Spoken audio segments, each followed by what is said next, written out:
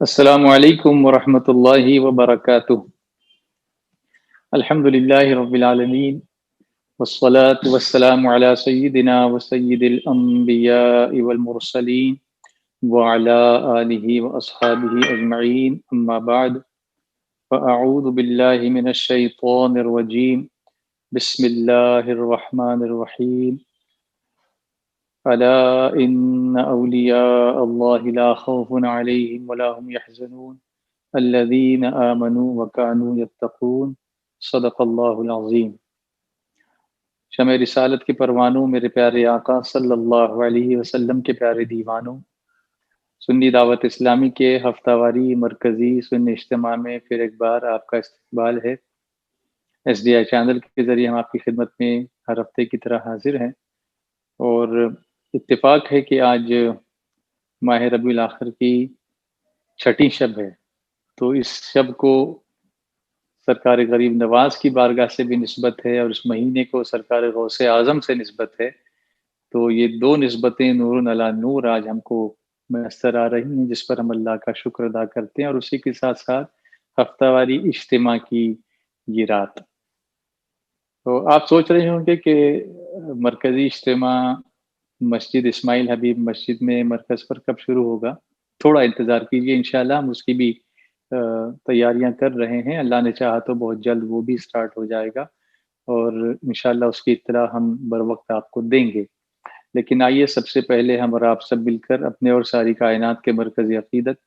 حضور رحمت عالم نور مجسم فخر آدم و بنی آدم تاجدار مدینہ سرکار دو عالم احمد مجتبی جناب محمد مصطفیٰ ارواحنا فداں صلی اللہ علیہ وسلم کی بارگاہ بے میں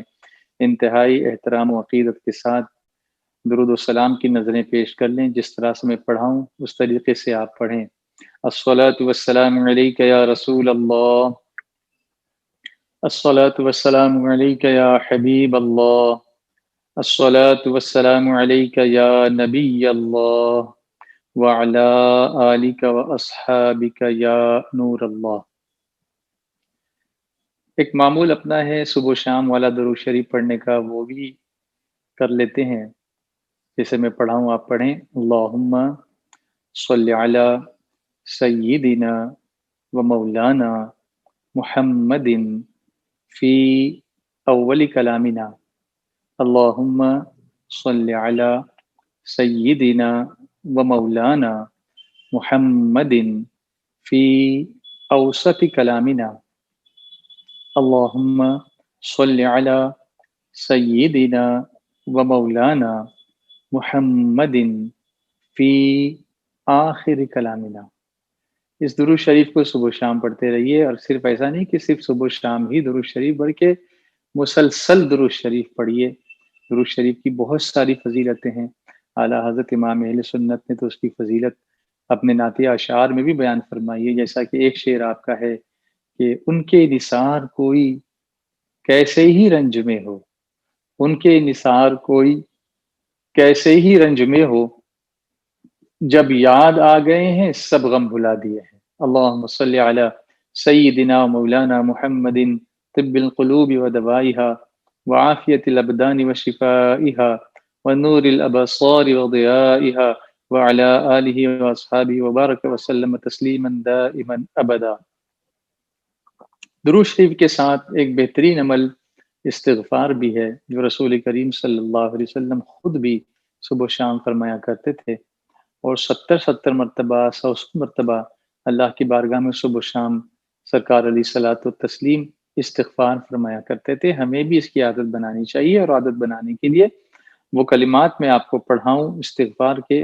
جس کے بارے میں حضرت عبداللہ ابن مسعود رضی اللہ تعالیٰ عنہ فرماتے ہیں کہ جو شخص استغفار کے ان کلمات کو صبح و شام 3 مرتبہ پڑھ لے تو اللہ تبارک و تعالیٰ اس کے گناہوں کو بخش دے گا، اگرچہ اس کے گناہ سمندر کے جھاگ کے برابر کیوں نہ ہو۔ آئیے ان کلمات کو ہم بار بار پڑھتے رہیں، لیکن آج پھر ایک بار پڑھتے ہیں۔ استغفر اللہ العظیم الذی لا الہ الا ہو الحی القیوم واتوب الیہ۔ استغفر اللہ العظیم الذی لا الہ الا ہو الحی القیوم وأتوب إليه أستغفر الله العظيم الذي لا إله إلا هو الحي القيوم وأتوب إليه۔ اگر کوئی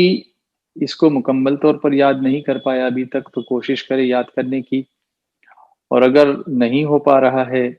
یا وقت لگ رہا ہے اس میں تو جو ریگولر ہم استغفار پڑھتے ہیں اسی کو پڑھتے رہیں۔ استغفر اللہ ربی من کل ذنب واتوب الیہ، یہ بھی نہیں ہو پا رہا ہے تو ایٹ لیسٹ کم سے کم استغفر اللہ استغفر اللہ استغفر اللہ استغفر اللہ، اگر اس طرح بھی پڑھ کر اللہ کی بارگاہ میں استغفار کرتے رہیں گے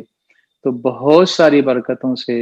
نوازے جائیں گے انشاءاللہ۔ اللہ نہ صرف گناہوں کو معاف فرماتا ہے بلکہ اللہ تبارک و تعالی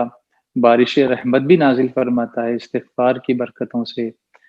بے اولادوں کو اولاد بھی ملتی ہے استغفار کی برکت سے،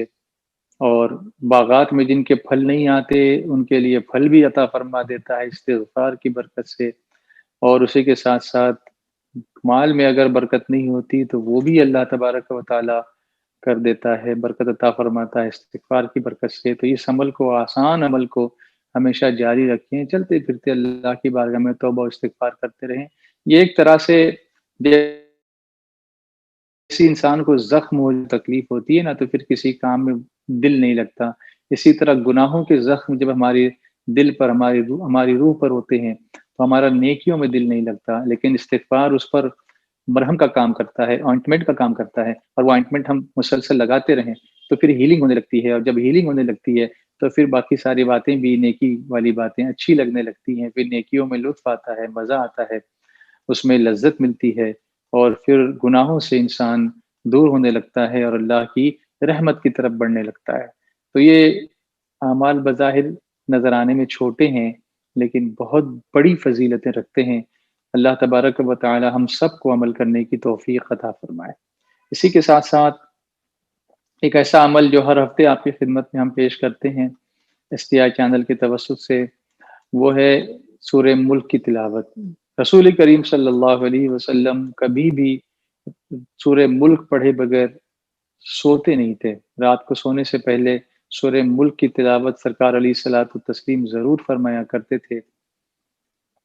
تو ہمیں بھی اس کی عادت بنانی چاہیے کہ رات کو سونے سے پہلے، بستر پر جانے سے پہلے ہم سورہ ملک کی تلاوت کریں اور اس کی عادت جاری رہے، ترغیب ملے، انسپریشن ملے۔ اس لیے ہر ہفتے ہم اسماعیل حبیب مسجد سے جب آف لائن پروگرام کرتے تھے یعنی فزیکلی پریزنس میں کرتے تھے تو وہاں سے پڑھتے تھے، اور ابھی ہم SDI چینل کے ذریعے سورہ ملک کی تلاوت کرتے ہیں اور آپ کے سامنے ایک نمونہ پیش کرتے ہیں جو رسول کریم صلی اللہ علیہ وسلم کی حیات طیبہ کا ہے۔ تو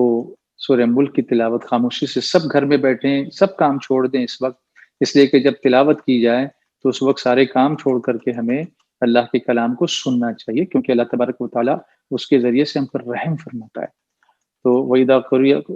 قُرِئَ الْقُرْآنَ فَاسْتَمِعُوا لَهُ وَأَنصِتُوا، او کما قال اللہ تعالیٰ فی القرآن المجید، کہ جب قرآن پڑھا جائے تو اس کو غور سے سنو اور چپ رہو، یہ اللہ کا فرمان ہے قرآن پاک میں۔ تو اس لیے خاموشی کے ساتھ تلاوت سماعت فرمائی۔ اس وقت تھوڑی دیر کے لیے 10 منٹ لگیں گے انشاءاللہ، تو کوئی اور کام نہ کریں بلکہ صرف تلاوت سماعت فرمائیں۔ آئیے سورہ ملک کی تلاوت کرتے ہیں۔ اعوذ باللہ من الشیطان الرجیم، بسم اللہ الرحمن الرحیم، تبارک الذی بیدہ الملک وہو علی کل شیء قدیر، الذی خلق الموت والحیاة لیبلوکم ایکم احسن عملا وهو العزیز الغفور، الذي خلق 7 سماوات طباقا ما ترى في خلق الرحمن من تفاوت فارجع البصر هل ترى من فطور ثم ارجع البصر كرتين ينقلب إليك البصر خاسئا وهو حسير، وَلَقَدْ زَيَّنَّا السَّمَاءَ الدُّنْيَا بِمَصَابِيحَ وَجَعَلْنَاهَا رُجُومًا لِلشَّيَاطِينِ وَأَعْتَدْنَا لَهُمْ عَذَابَ السَّعِيرِ۔ وللذين كفروا بربهم عذاب جهنم وبئس المصير إذا ألقوا فيها سمعوا لها شهيقا وهي تفور تكاد تميز من الغيظ كلما ألقي فيها فوج سألهم خزنتها ألم يأتكم نذير قالوا بلى قد جاءنا نذير فكذبنا وقلنا ما نزل الله من شيء إن أنتم إلا في ضلال كبير وقالوا لو كنا نسمع أو نعقل ما كنا في أصحاب السعير فاعترفوا بذنبهم فسحقا لأصحاب السعير إن الذين يخشون ربهم بالغيب لهم مغفرة وأجر كبير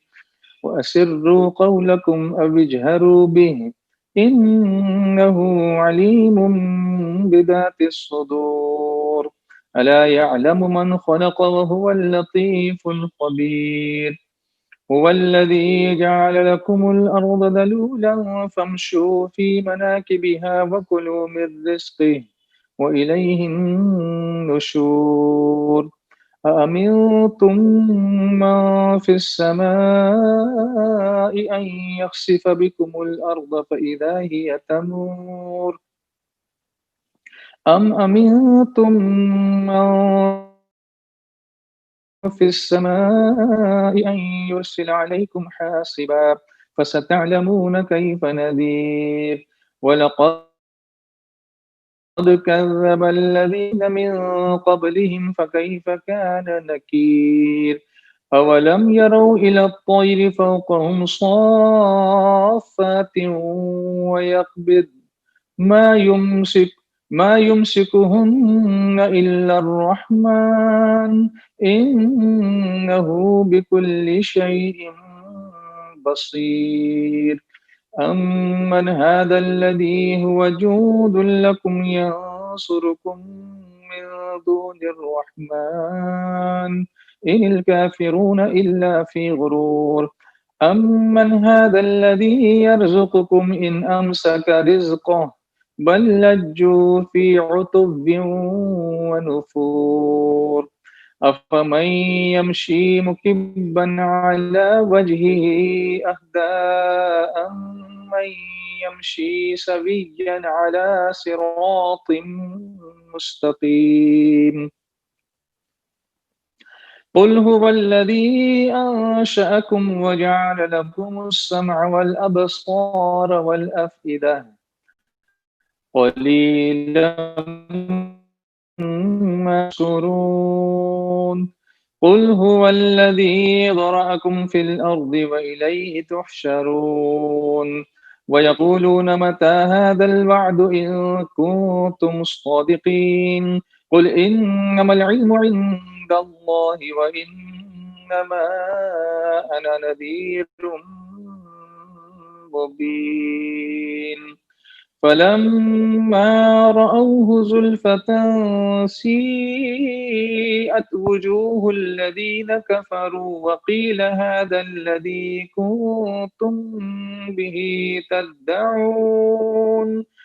قل أرأيتم إن أهلكني الله ومن معي أو رحمنا فمن يجير الكافرين من عذاب أليم قل هو الرحمن آمنا به وعليه توكلنا فستعلمون من هو في ضلال مبين قل أرأيتم إن أصبح ماؤكم غورا فمن يأتيكم بماء معين صدق الله العظيم الحمد لله سورہ ملک کی تلاوت ہم نے سماعت کی، اور آپ نے محسوس کیا ہوگا کہ جب ہم قرآن کریم کی تلاوت کرتے ہیں تو کیسی رحمت نازل ہوتی ہے اور کیسا سکون اور سکینہ دل پر طاری ہوتا ہے۔ یاد رکھیں کہ انسان کو، مسلمان کو بے خوف بنانے کے لیے، یعنی دنیا سے بے خوف بنانے کے لیے تلاوت قرآن ایک بہت عظیم نسخہ ہے۔ اس کی خاص وجہ یہ ہے کہ اس سے ہمارا تعلق اللہ اس کے رسول سے مضبوط ہوتا ہے، اور انسان بے خوف اسی وقت ہوتا ہے جب اس کا تعلق کسی طاقتور سے بہت مضبوط ہو، اور اللہ سے زیادہ طاقتور کون ہے؟ رسول اللہ سے زیادہ ہمارا خیر خواہ کون ہے؟ تو جب ان سے ہمارا تعلق قرآن شریف کے ذریعے سے یا پھر درود پاک کے ذریعے سے ہمارا تعلق مضبوط ہو جائے گا، تو پھر اعلیٰ حضرت کا وہ شعر یاد آتا ہے کہ خوف نہ رکھ رضا ذرا، تو ہے عبد مصطفیٰ۔ خوف نہ رکھ رضا ذرا، تو ہے عبد مصطفیٰ، تیرے لیے امان ہے، تیرے لیے امان ہے۔ آئیے اسی ماحول میں نعت رسول مقبول صلی اللہ علیہ وسلم سے اپنے سینے کو اور زیادہ محبت رسول صلی اللہ علیہ وسلم سے سرشار کرتے ہیں۔ صلی اللہ علیہ یا رسول اللہ، وسلم علیک یا حبیب اللہ۔ سب مل کر پڑھیے، صلی اللہ علیک یا رسول اللہ،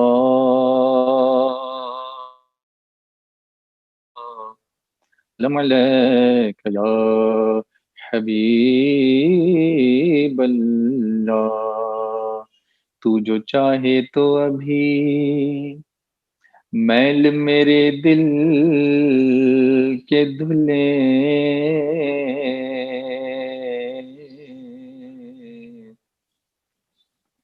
کہ خدا دل نہیں کرتا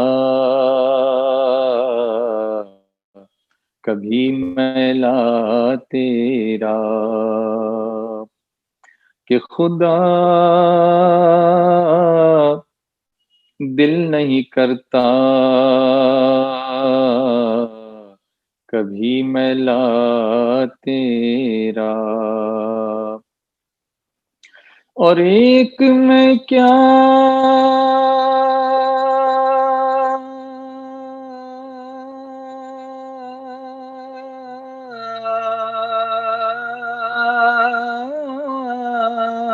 میرے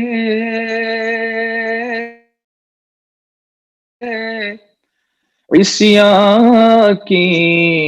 حقیقت کتنی،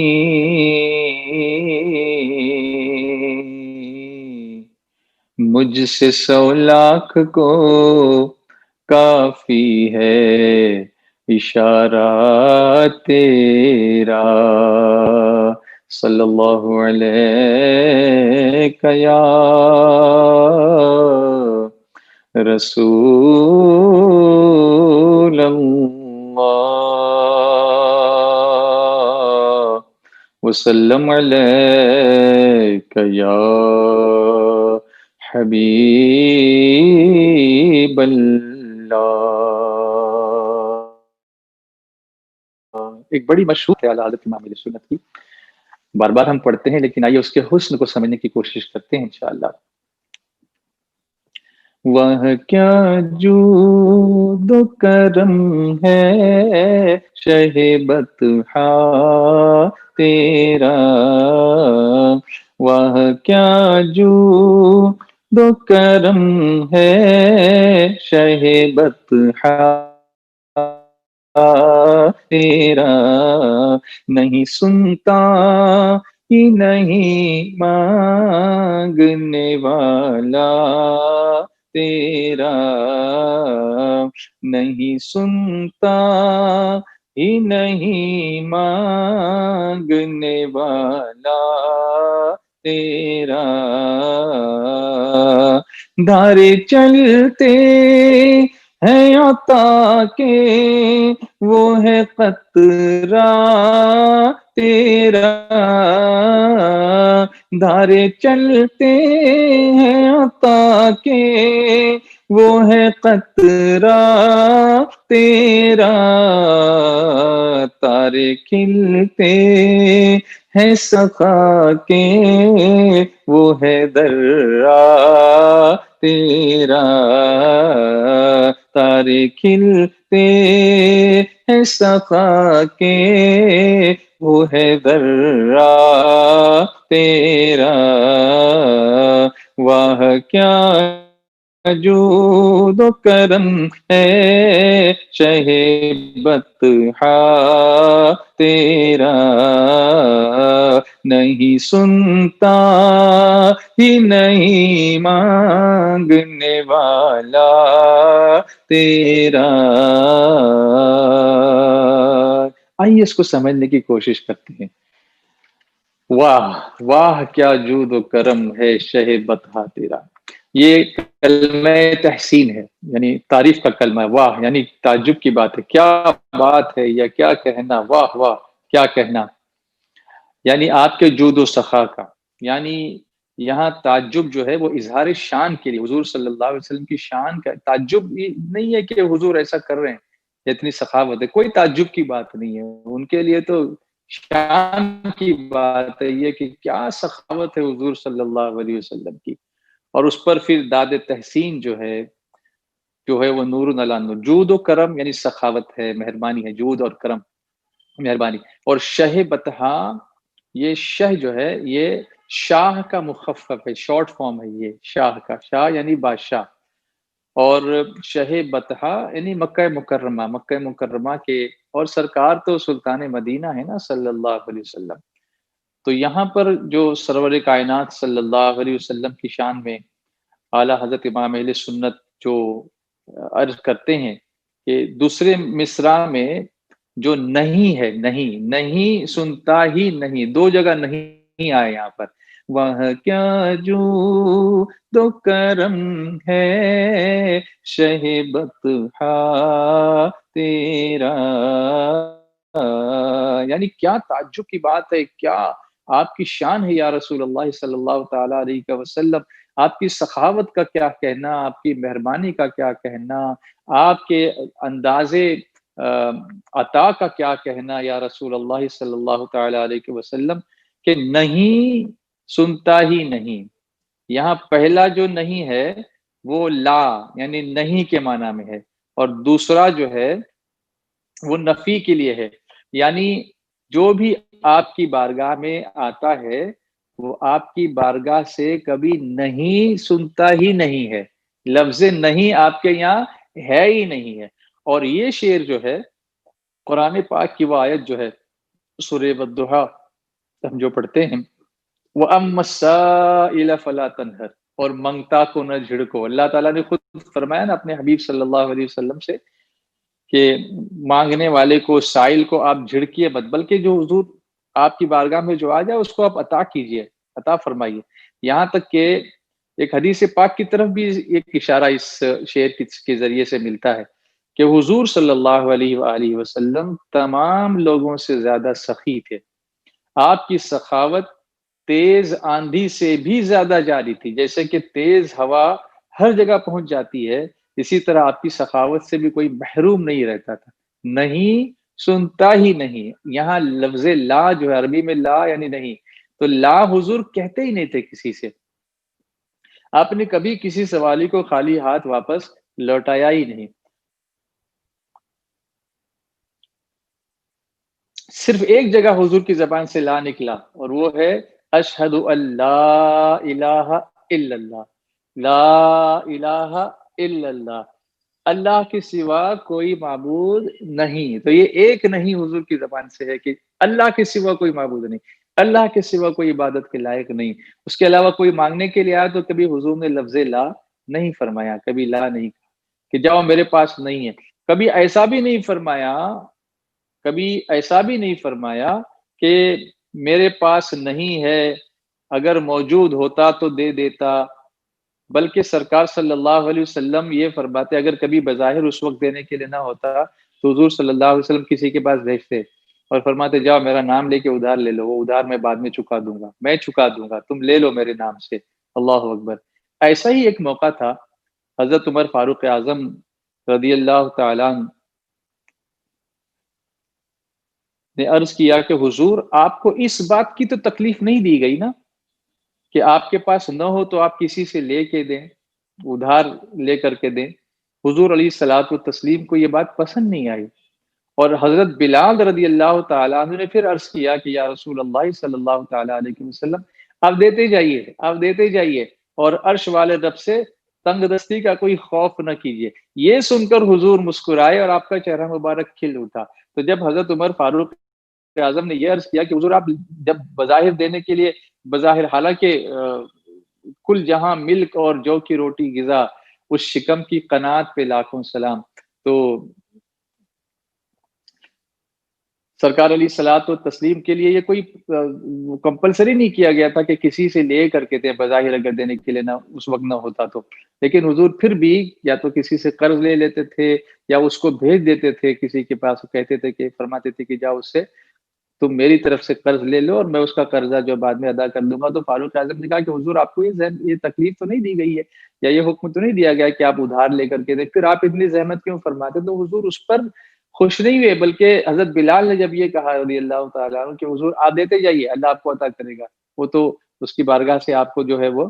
تنگدستی کا کوئی خوف نہیں ہے، تو یہ سن کر حضور صلی اللہ علیہ وسلم مسکرائے۔ اب جود اور کرم، اس میں کیا فرق ہے؟ واہ کیا جو دو کرم ہے شہ بطحا تیرا، واہ کیا جو دو کرم ہے شہ بطحا تیرا، نہیں سنتا ہی نہیں مانگنے والا تیرا، نہیں سنتا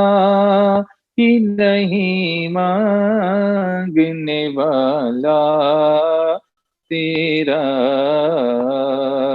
تو جود کے معنی بھی سخاوت کے ہیں، کرم کے معنی بھی عطا کرنے کے ہیں، لیکن دونوں میں فرق یہ ہے کہ کرم اسے کہتے ہیں کہ کسی کو مانگنے والے کو دیا جائے، کوئی مانگے تب دیا جائے، اور جود اس کو کہتے ہیں کہ بے مانگے دیا جائے۔ تو حضور صلی اللہ علیہ وسلم جو مانگتا تھا اس کو بھی دیتے تھے، اور جو نہیں مانگتا تھا اس کو بن مانگے عطا فرما دیا کرتے تھے۔ سبحان اللہ، یہ شان ہے میرے آقا صلی اللہ علیہ وسلم کی۔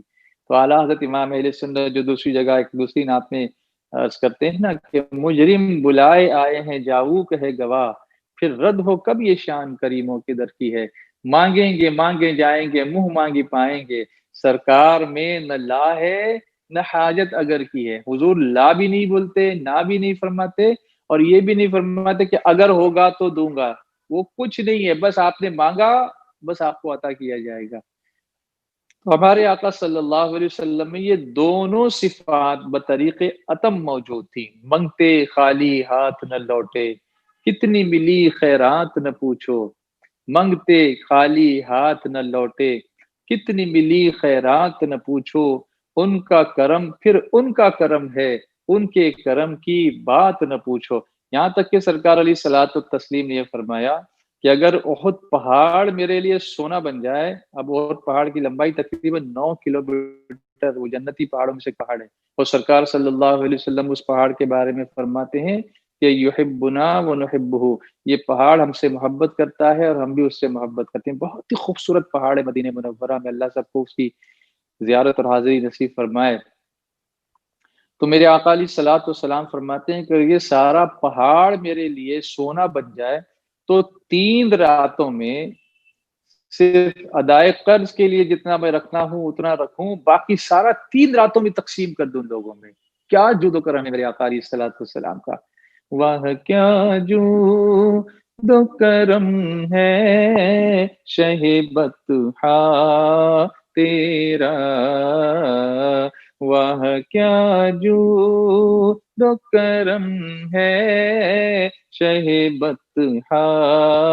تیرا نہیں سنتا ہی نہیں مانگنے والا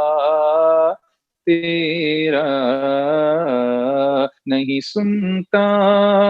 ہی نہیں مانگنے والا تیرا۔ ایک دن ایسا ہوا، ابھی ایک ہی شعر اگر میں ایکسپلین کروں تو پتہ نہیں کتنا وقت لگے گا، لیکن جتنا وقت میسر ہے میں آپ کے سامنے اس کو عرض کروں۔ بہت اچھا لگتا ہے جب نعت بھی ہو جائے اور بات بھی ہو جائے، راتیں بھی مدینے کی، باتیں بھی مدینے کی۔ ایک دن سرکار علیہ الصلوۃ والتسلیم عصر کی نماز ادا فرما رہے تھے۔ عصر کی نماز کا سلام پھیرا اور سلام پھیرتے ہی گھر میں تشریف لے گئے۔ عام طور پر یہ ہوتا تھا نا کہ سرکار صلی اللہ علیہ وسلم عصر کی نماز کے بعد مقتدیوں کی طرف رخ کر کے تشریف فرما ہوتے تھے، بیٹھ جایا کرتے، پھر دعا فرماتے تھے۔ اور دعا کا حکم نماز کے بعد تو اللہ تعالیٰ نے خود قرآن پاک میں دیا ہے نا، فَإِذَا فَرَغْتَ فَانصَبْ وَإِلَىٰ رَبِّكَ فَارْغَب، کہ جب نماز سے فارغ ہو جاؤ تو دعا میں خوب محنت کرو اور اپنے رب کی طرف رجوع کرو۔ لیکن اس دن حضور علیہ الصلوۃ والتسلیم نے ایسا نہیں کیا، بلکہ سلام پھیرا اور خود حجرے میں تشریف لے گئے۔ صحابہ کرام کو اس پر تعجب ہوا، تو پوچھا حضور علیہ الصلوۃ والتسلیم سے کہ یا رسول اللہ صلی اللہ تعالیٰ علیہ وسلم، آج ایسی کیا بات ہوئی کہ آپ فوراً نماز کا سلام پھیرنے کے بعد گھر میں تشریف لے گئے؟ تو آپ نے فرمایا کہ مجھے نماز کے دوران صدقے کا کچھ بچا ہوا سونا گھر میں رہ جانے کا خیال آیا، کہ کچھ صدقے کا سونا میرے پاس دینے کے لیے آیا تھا اور میں اس کو گھر میں رکھ کر کے آیا ہوں، تو میں نے اچھا نہ سمجھا کہ رات ہو جائے اور وہ سونا میرے گھر میں پڑا رہے، اس لیے میں گیا اور میں نے جا کر کے اس کو تقسیم کر دیا۔ سبحان اللہ، سبحان اللہ۔ واہ کیا جو دو کرم ہے شہ بطحا تیرا، واہ کیا جو دو کرم ہے شہ بطحا تیرا، نہیں سنتا ہی نہیں مانگنے والا تیرا، نہیں سنتا ہی نہیں مانگنے والا تیرا، دھارے چلتے ہیں عطا کے وہ ہے قطرہ تیرا، دھارے چلتے ہیں عطا کے وہ ہے قطرہ تیرا، تارے کھلتے ہیں سخا کے وہ ہے درہ تیرا، تارے کھلتے ہیں سخا کے وہ ہے درہ تیرا، واہ کیا جود و کرم ہے شہ بطحا تیرا، نہیں سنتا ہی نہیں مانگنے والا تیرا۔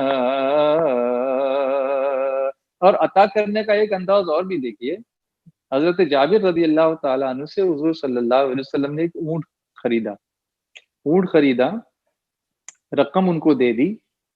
جو کچھ طے ہوئی تھی رقم، اور بعد میں وہ اونٹ ہی ان کو ہدیے کے طور پہ واپس کر دیا، فرمایا جاؤ یہ اونٹ تمہارے لیے میں نے ہدیہ دے دیا، عطیہ دے دیا۔ اللہ اکبر، کوئی ایسا ملے گا؟ اللہ اللہ، سبحان اللہ۔ ان کے در سے کوئی خالی جائے ہو سکتا نہیں،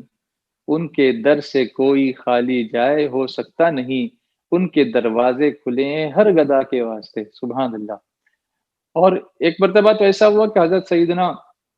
عمر فاروق اعظم رضی اللہ تعالیٰ عنہ سے اونٹ خریدا، حضور نے خریدا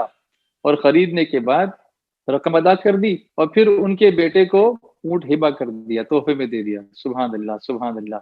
ارے معاملہ تو یہ ہے کہ مانگو حضور علیہ الصلوۃ والتسلیم کی بارگاہ میں، جھولی ہماری ہی تنگ ہے، تیرے یہاں کمی نہیں۔ سرکار علیہ الصلوۃ والتسلیم کی بارگاہ ایسے کہ ہم لیتے لیتے تھک جائیں گے، لیکن ان کی عطا میں کوئی کمی نہیں ہوگی۔ اس طرح سے حدیث شریف کی کتابوں میں سرکار علیہ الصلوۃ والتسلیم کی سخاوت کے بے شمار واقعات موجود ہیں، جیسا کہ میں نے کہا کہ کرم بھی ہے اور جود بھی ہے، مانگو تو بھی دیتے ہیں اور بن مانگو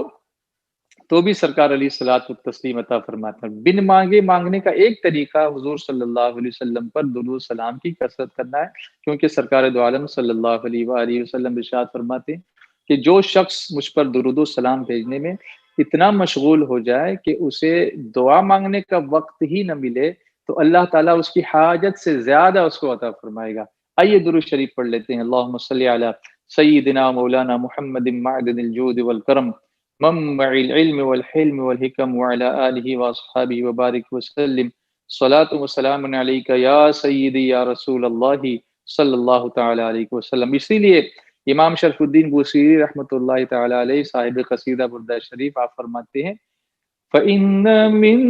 جُودِكَ الدُّنْيَا وَضَرَّتَهَا فَإِنَّ مِن جُودِكَ الدُّنْيَا وَضَرَّتَهَا وَمِنْ عُلُومِكَ عِلْمَ اللَّوْحِ وَالْقَلَمِ مولاي صل وسلم دائما ابدا على حبيبك خير الخلق كلهم۔ اور ایک فرق دیکھیے، دنیا کی بارگاہ میں کوئی مانگنے جائے، کسی بادشاہ کی بارگاہ میں جائے یا کسی کے گھر پر کوئی فقیر آئے، تو وہاں معاملہ یہ ہوتا ہے کہ جو بھیک مانگنے کے لیے آتا ہے وہ دعائیں دیتا ہے، سخی کا گھر آباد رہے، بال بچے سلامت رہیں، اور پھر دینے والا اس کو دے دیتا ہے اور کہتا ہے بابا اور دعا کرو۔ لیکن میرے آقا صلی اللہ علیہ وسلم کی بارگاہ کا عالم یہ ہے کہ آتا ہے فقیروں پہ انہیں پیار کچھ ایسا،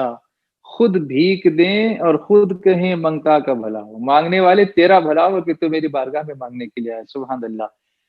آتا ہے فقیروں پہ انہیں پیار کچھ ایسا، آتا ہے فقیروں پہ انہیں پیار کچھ ایسا، خود بھی دے اور خود کہیں منگتا کا بھلا ہو، خود بھی دے اور خود کہیں منگتا کا بھلا ہو، منگتا تو ہے منگتا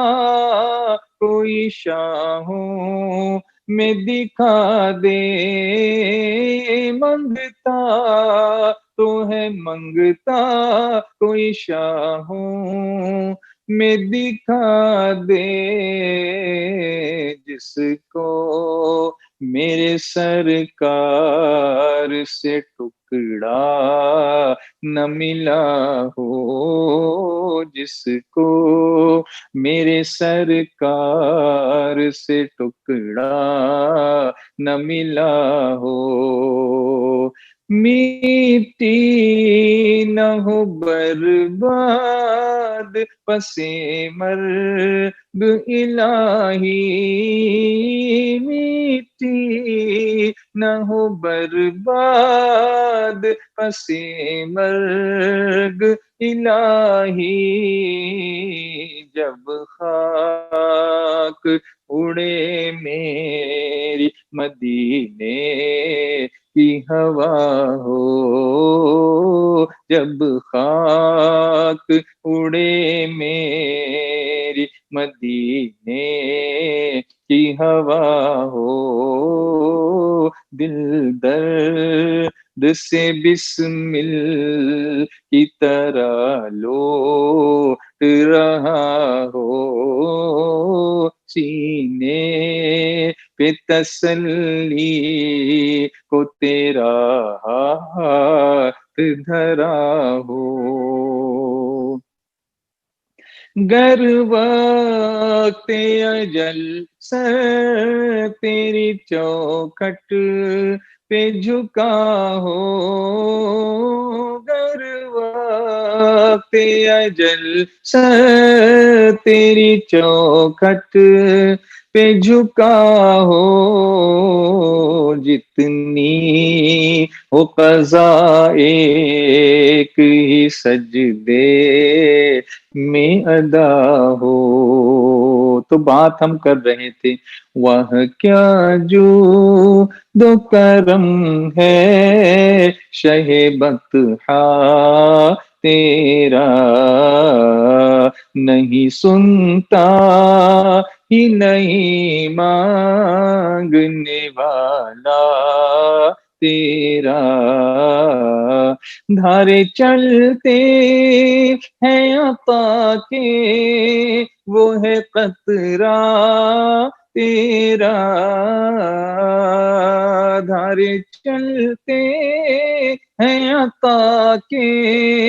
وہ ہے قطرہ تیرا، تارے کھلتے ہیں سخا کے وہ ہے درا تیرا۔ دھارے،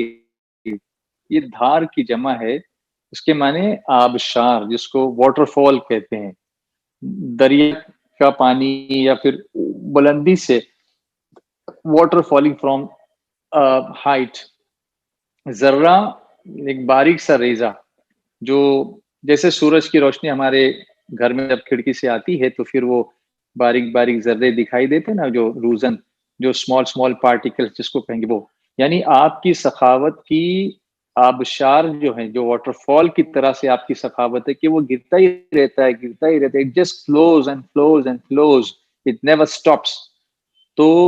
اس کا ایک قطرہ جو ہے نا، آپ کی سخاوت کا ایک قطرہ جو ہے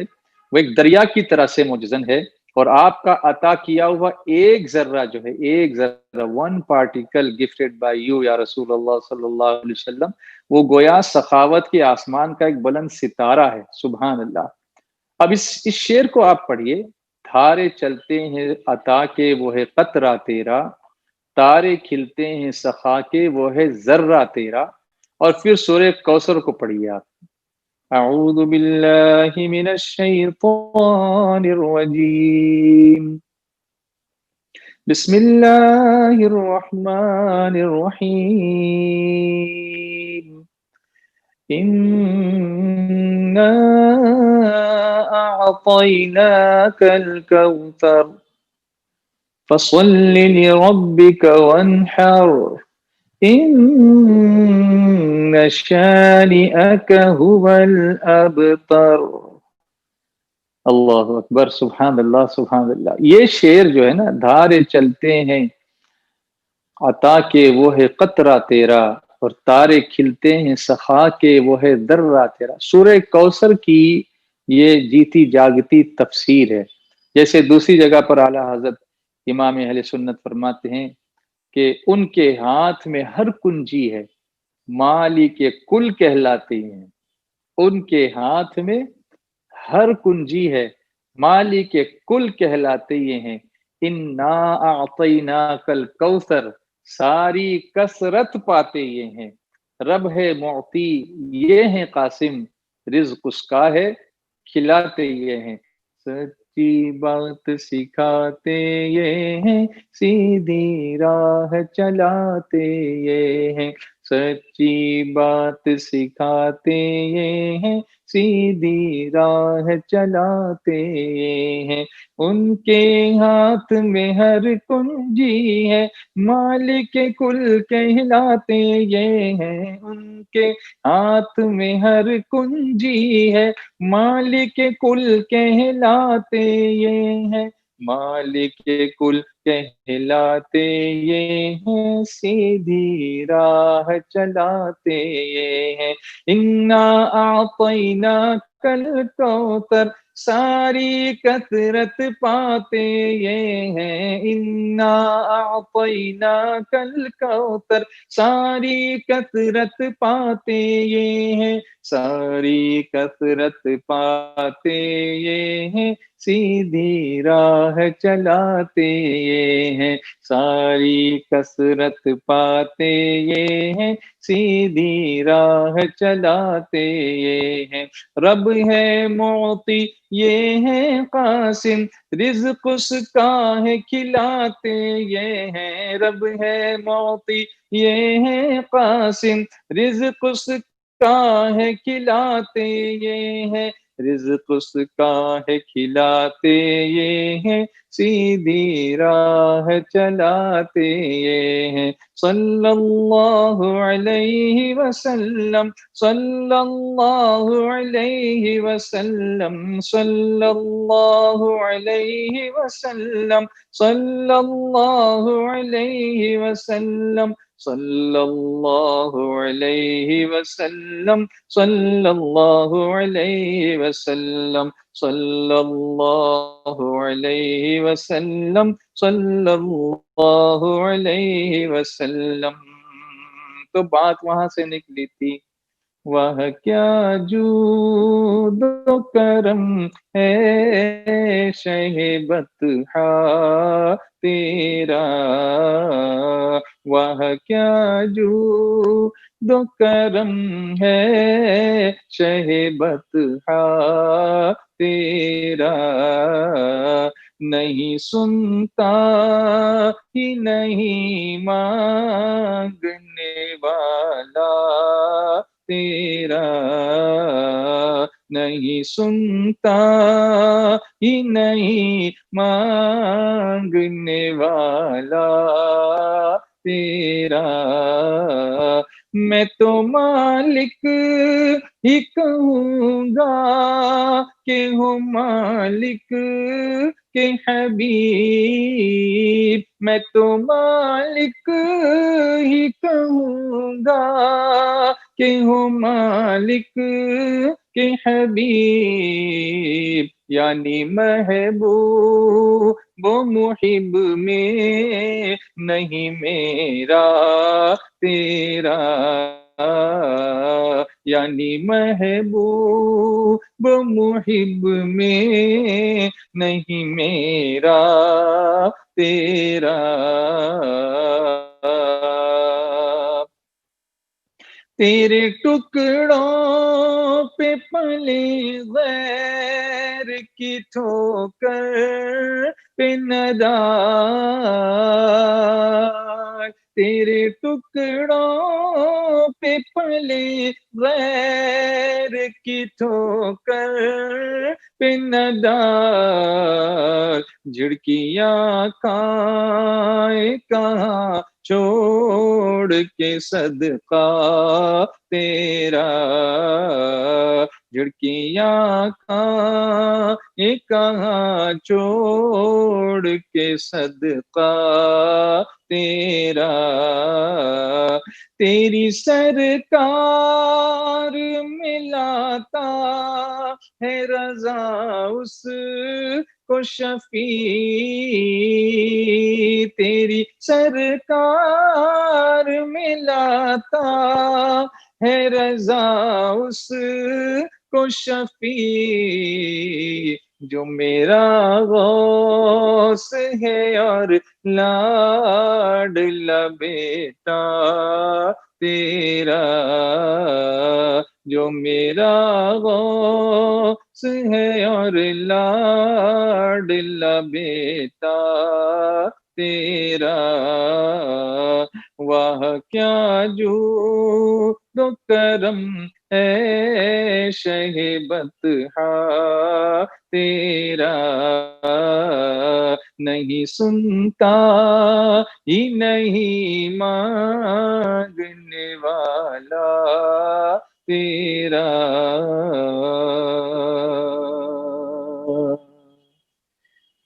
تو یہ جو شعر آخر میں مقطع جو آپ نے لکھا اعلیٰ حضرت امام اہل سنت نے کہ تیری سرکار میں لاتا ہے رضا اس کو شفیع، جو میرا غوث ہے اور لاڈلا بیٹا تیرا، اس سے غوث اعظم کا مقام ان کی نظر میں کیا تھا وہ دیکھیے کہ اعلیٰ حضرت نے کتنے سارے تجدیدی کارنامے کیا، مجدد اعظم ہے، لیکن اپنے کسی کارنامے کو حضور کی بارگاہ میں وسیلے کے طور پہ پیش نہیں فرمایا، بلکہ عرض کیا کہ حضور اگر میں آپ کی بارگاہ میں کسی کو شفیع بنا کر پیش کرتا ہوں، سفارش کرنے والا بناتا ہوں، تو غوث اعظم کو پیش کرتا ہوں جو آپ کے لاڈلے بیٹے ہیں اور ہمارے غوث اعظم ہے، سبحان اللہ۔ تو آئیے غوث پاک کی منقبت کے چند اشعار سماعت کرتے ہیں، پھر حضرت امیر سنی دعوت اسلامی کا بیان سنتے ہیں۔ میرے لب پہ رات دن ہے تیرا نام غوث اعظم، میرے لب پہ رات دن ہے تیرا نام غوث اعظم، تیرے ذکر سے بنے ہیں میرے کام غوث اعظم، تیرے ذکر سے بنے ہیں میرے کام غوث اعظم، تو علی کا زور بازو، تو رسول حق کی خوشبو، تو علی کا زور بازو، تو رسول حق کی خوشبو ہے، سخاوتوں کا منصب ہے، سخاوتوں کا منصب، تیرے نام غوث اعظم ہے، سخاوتوں کا منصب، تیرے نام غوث اعظم، میرے لب پہ رات دن ہے تیرا نام غوث اعظم، میرے راستے میں آ کر کبھی مشکلیں نہ ٹھہری، میرے راستے میں آ کر کبھی مشکلیں نہ ٹھہری، میرے راستے میں آ کر کبھی مشکلیں نہ ٹھہری، میرے کام آ گیا ہے، میرے کام آ گیا ہے، تیرا نام غوث اعظم، میرے کام آ گیا ہے، تیرا نام غوث اعظم، میری خالی جھولی بھر دو، مجھے مالا مال کر دو، میری خالی جھولی بھر دو، مجھے مالا مال کر دو، میری خالی جھولی بھر دو، مجھے مالا مال کر دو، تیرا فیض تیری رحمت، تیرا فیض تیری رحمت تو ہے عام غوث اعظم، تیرا فیض تیری رحمت تو ہے عام غوث اعظم، کرے کیوں نہ آ کے کعبہ بھی طواف ان کے در کا، کرے کیوں نہ آ کے کعبہ بھی طواف ان کے در کا، کہ تمام اولیاء کے، کہ تمام اولیاء کے ہیں امام غوث اعظم، کہ تمام اولیاء کے ہیں امام غوث اعظم، میرے لب پہ رات دن ہے تیرا نام غوث اعظم، تیرے ذکر سے بنے ہیں میرے کام غوث اعظم۔ اور چھٹی شریف کی مناسبت سے دو شعر سن لیجئے کہ غریب در پہ تیرے آئے ہیں غریب نواز، کرو غریب نوازی میرے غریب نواز، تمہارے در پہ کرامت یہ بارہا دیکھی کہ غریب آئے تھے اور ہو گئے غریب نواز، نیاز و ناز کا، نیاز و ناز کا کتنا حسین منظر ہے، نیاز و ناز کا کتنا حسین منظر ہے کہ ادھر غریب کھڑے ہیں ادھر غریب نواز، تو بزم ہے نائب مصطفیٰ کی، بزم ہے نائب مصطفیٰ کی، ہے چٹی آج خواجہ پیا کی، ہے چھٹی آج خواجہ پیا کی، ہے چھٹی آج خواجہ پیا کی، اس دولہا کے علی براتی، اس دولہا کے علی براتی، اس دولہا کے ولی براتی، اس دولہا کے ولی براتی، علی براتی ولی براتی، علی براتی ولی براتی، خواجہ عثمان بھی ہے آئے، خواجہ قطب ہے جھنڈا اٹھائے، بابا فرید بھی وجد میں آئے، بابا فرید بھی وجد میں آئے، بابا فرید بھی وجد میں آئے، نظام الدین اور صابر کہتے جائیں، چھٹی آج خواجہ پیا کی، ہے چھٹی آج خواجہ پیا کی، ہے چھٹی آج خواجہ پیا کی، اپنے رضوان پہ اتنا کرم ہو، اپنے رضوان پہ اتنا کرم ہو، سر تیرے آستانے پہ خم ہو، سر تیرے آستانے پہ خم ہو، آنکھ بھی عشق احمد میں نم ہو، آنکھ بھی عشق احمد میں نم ہو، سانس جب تک چلے دم میں دم ہو، سانس جب تک چلے دم میں دم ہو، نعت پڑھتا رہے مصطفیٰ کی، نعت پڑھتا رہے مصطفیٰ کی، ہاں نعت پڑھتا رہے مصطفیٰ کی، ہے چھٹی آج خواجہ پیا کی، ہے چھٹی آج خواجہ پیا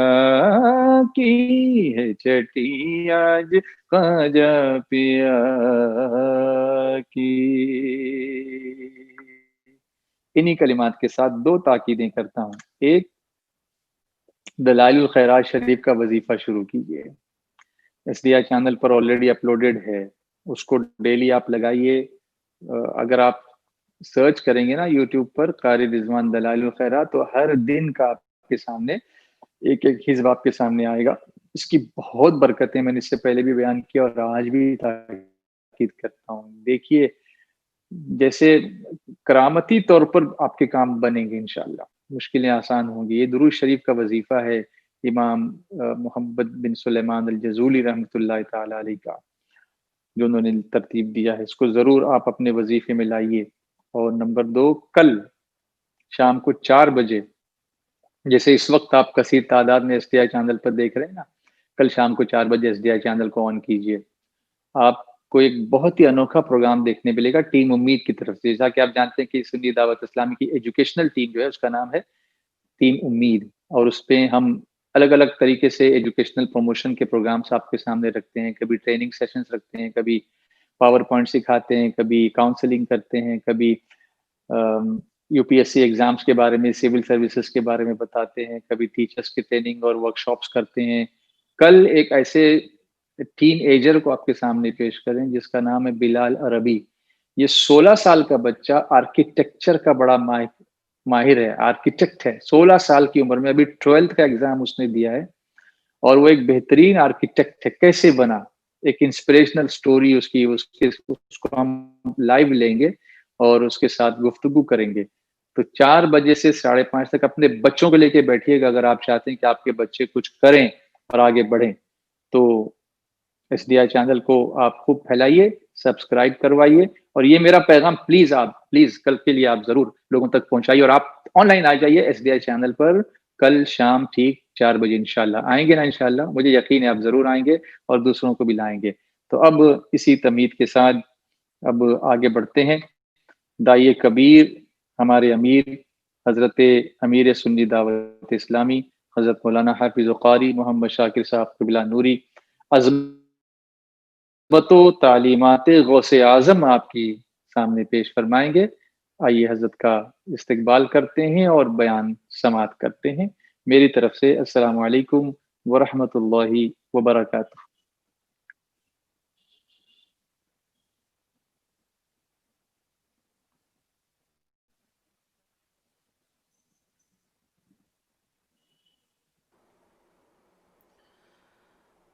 الحمد للہ رب العالمین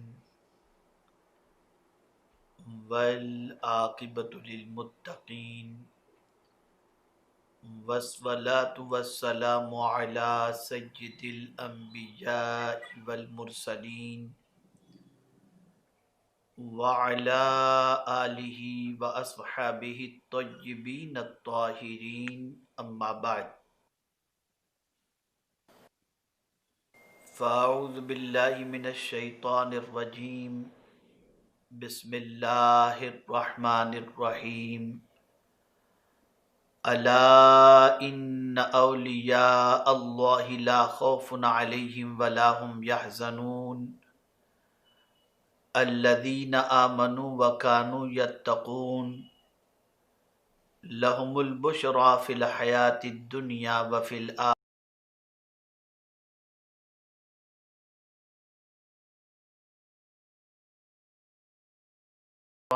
والفوز۔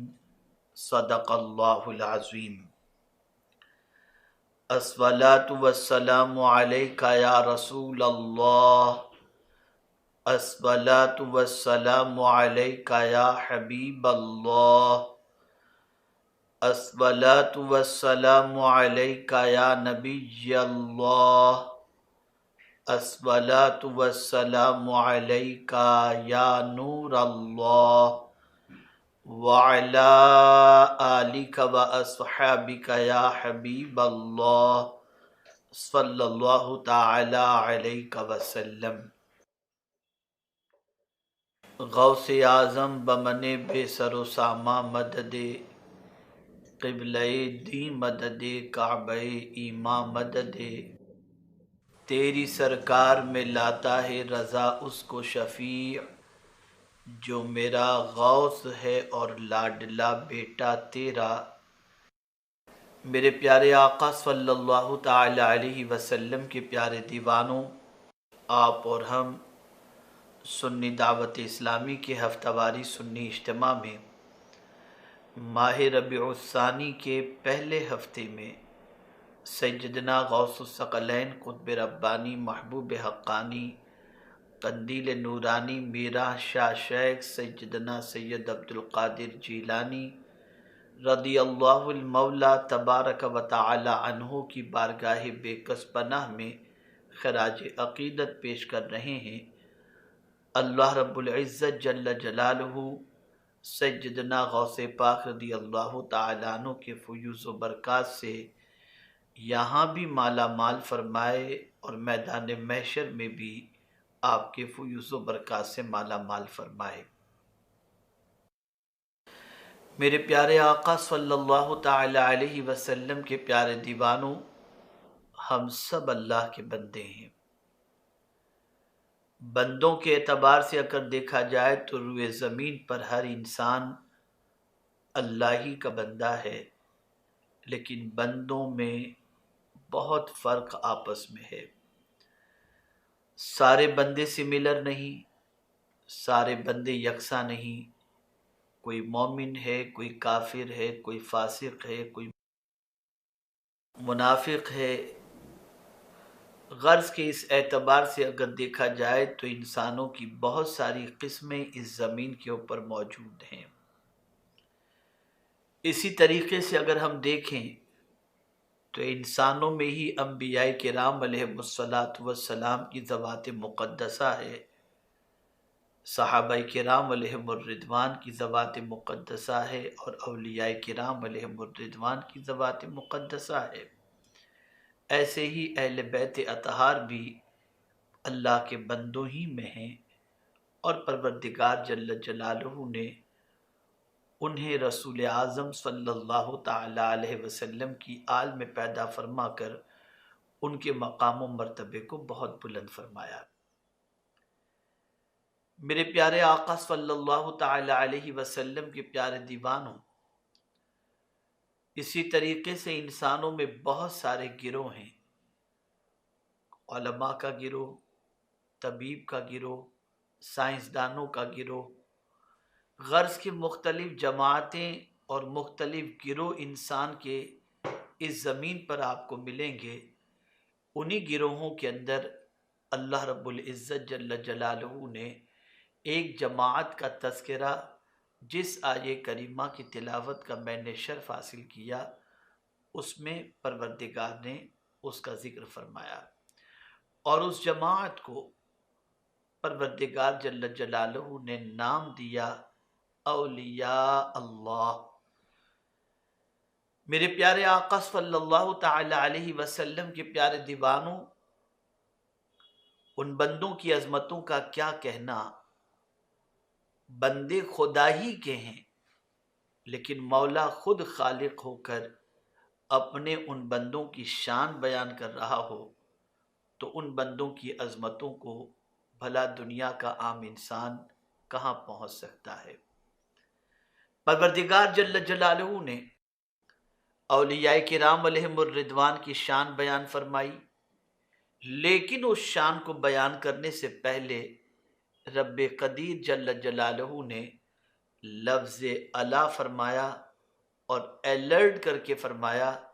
ان اولیاء اللہ لا خوف علیہم ولا هم یحزنون۔ یاد رکھیں، جس مضمون کے منکرین موجود ہوں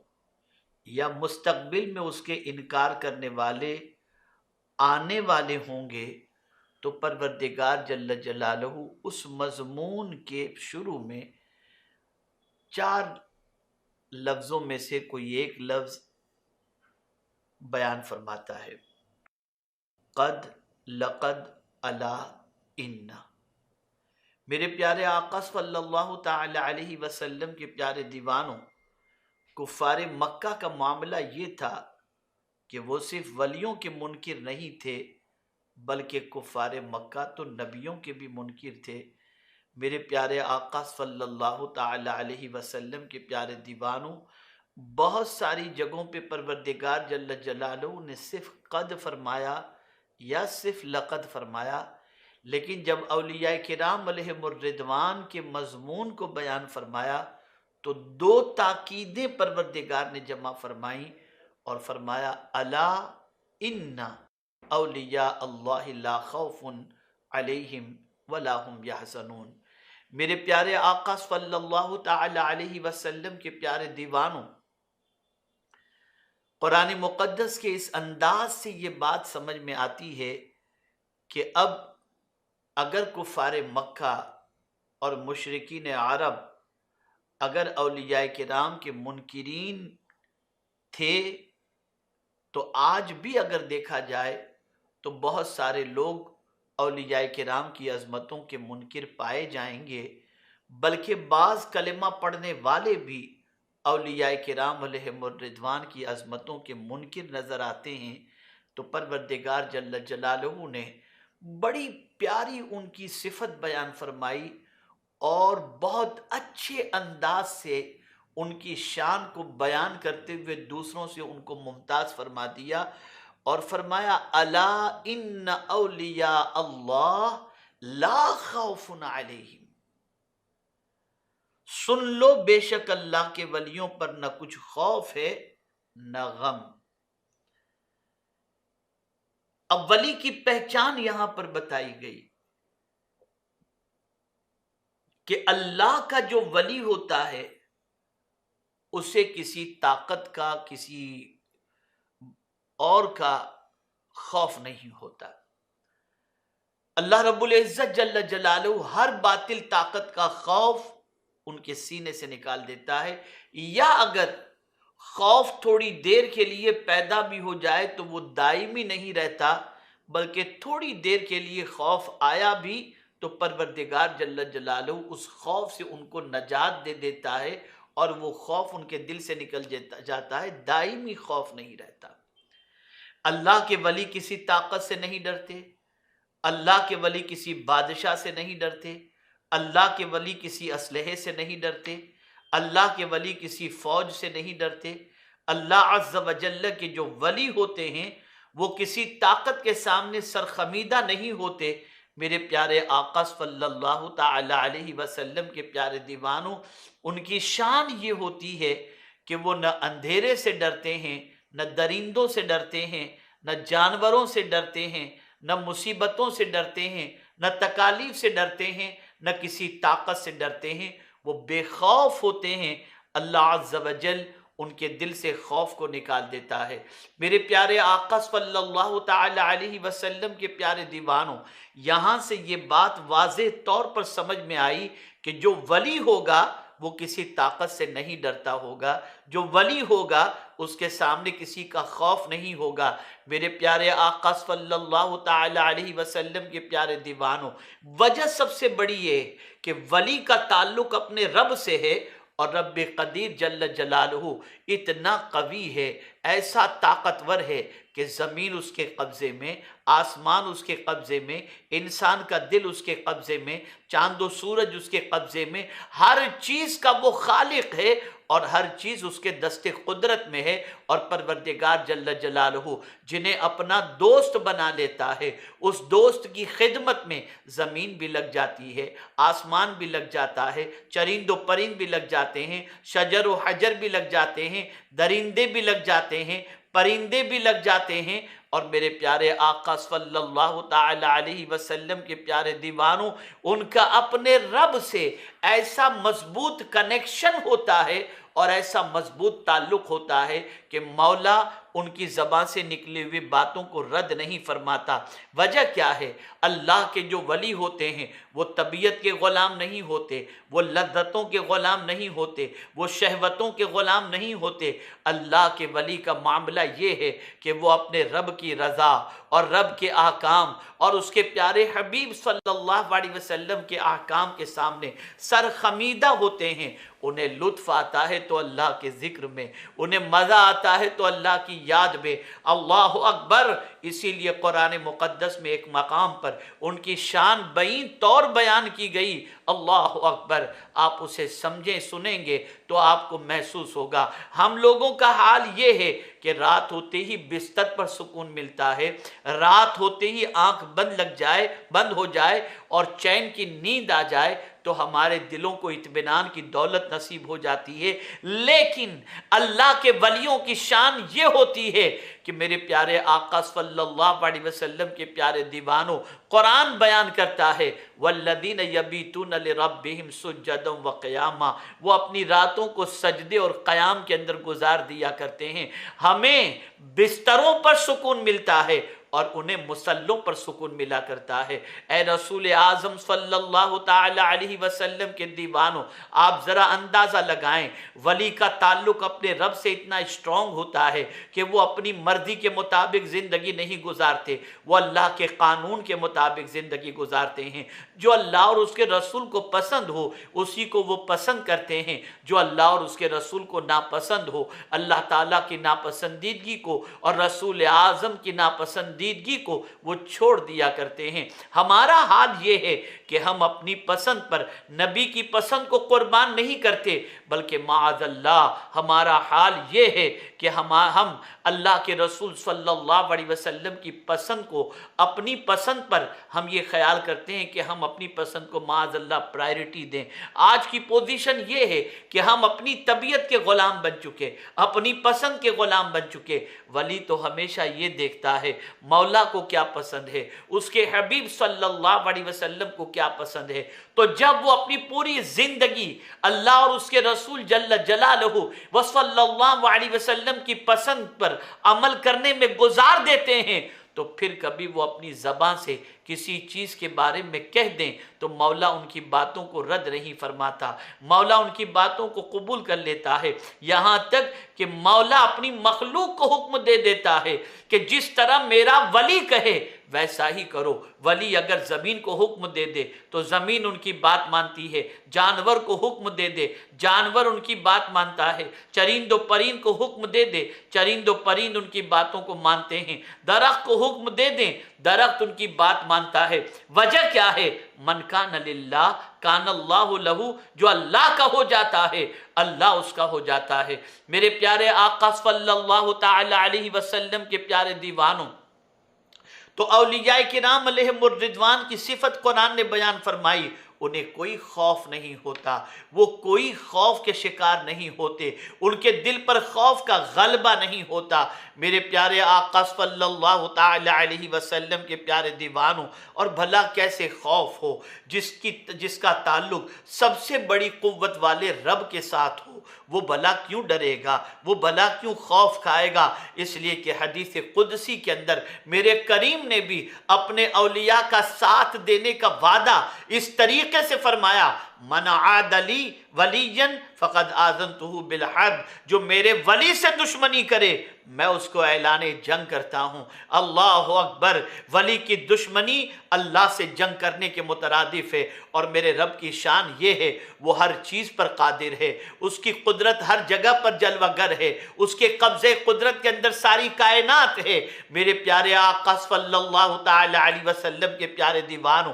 ولی عقل مند ہوتے ہیں، ولی ہوشیار ہوتے ہیں۔ میرے پیارے آقا صلی اللہ تعالی علیہ وسلم کے پیارے دیوانوں، اس لیے اصل سے ان کا تعلق مضبوط ہوتا ہے، رب سے ان کا تعلق مضبوط ہوتا ہے۔ میرے پیارے آقا صلی اللہ علیہ وسلم کے پیارے دیوانوں، تو مولا ان کو بے خوفی عطا فرما دیتا ہے، خوف میں گرفتار نہیں فرماتا۔ میرے پیارے آقا صلی اللہ علیہ وسلم کے پیارے دیوانوں، جس کا تعلق بڑی طاقت کے ساتھ ہو جائے، بڑی قوت کے ساتھ ہو جائے، وہ بے خوفی میں زندگی گزارا کرتا ہے، اس کے دل میں کسی کا ڈر نہیں رہتا۔ اب اللہ کے بندوں کا تعلق اگر مولا سے مضبوط ہو جائے تو بھلا ان کے دل میں کسی کا خوف کیوں کر ہوگا، وہ کسی سے کیوں ڈریں گے؟ اللہ اکبر! اور اسی کے ساتھ ساتھ پروردگار جل جلالہ نے یہ بھی فرمایا، وَلَا هُمْ يَحْزَنُونَ، اور وہ نہ غمگین ہوں گے۔ اللہ اللہ! آپ اندازہ لگائیں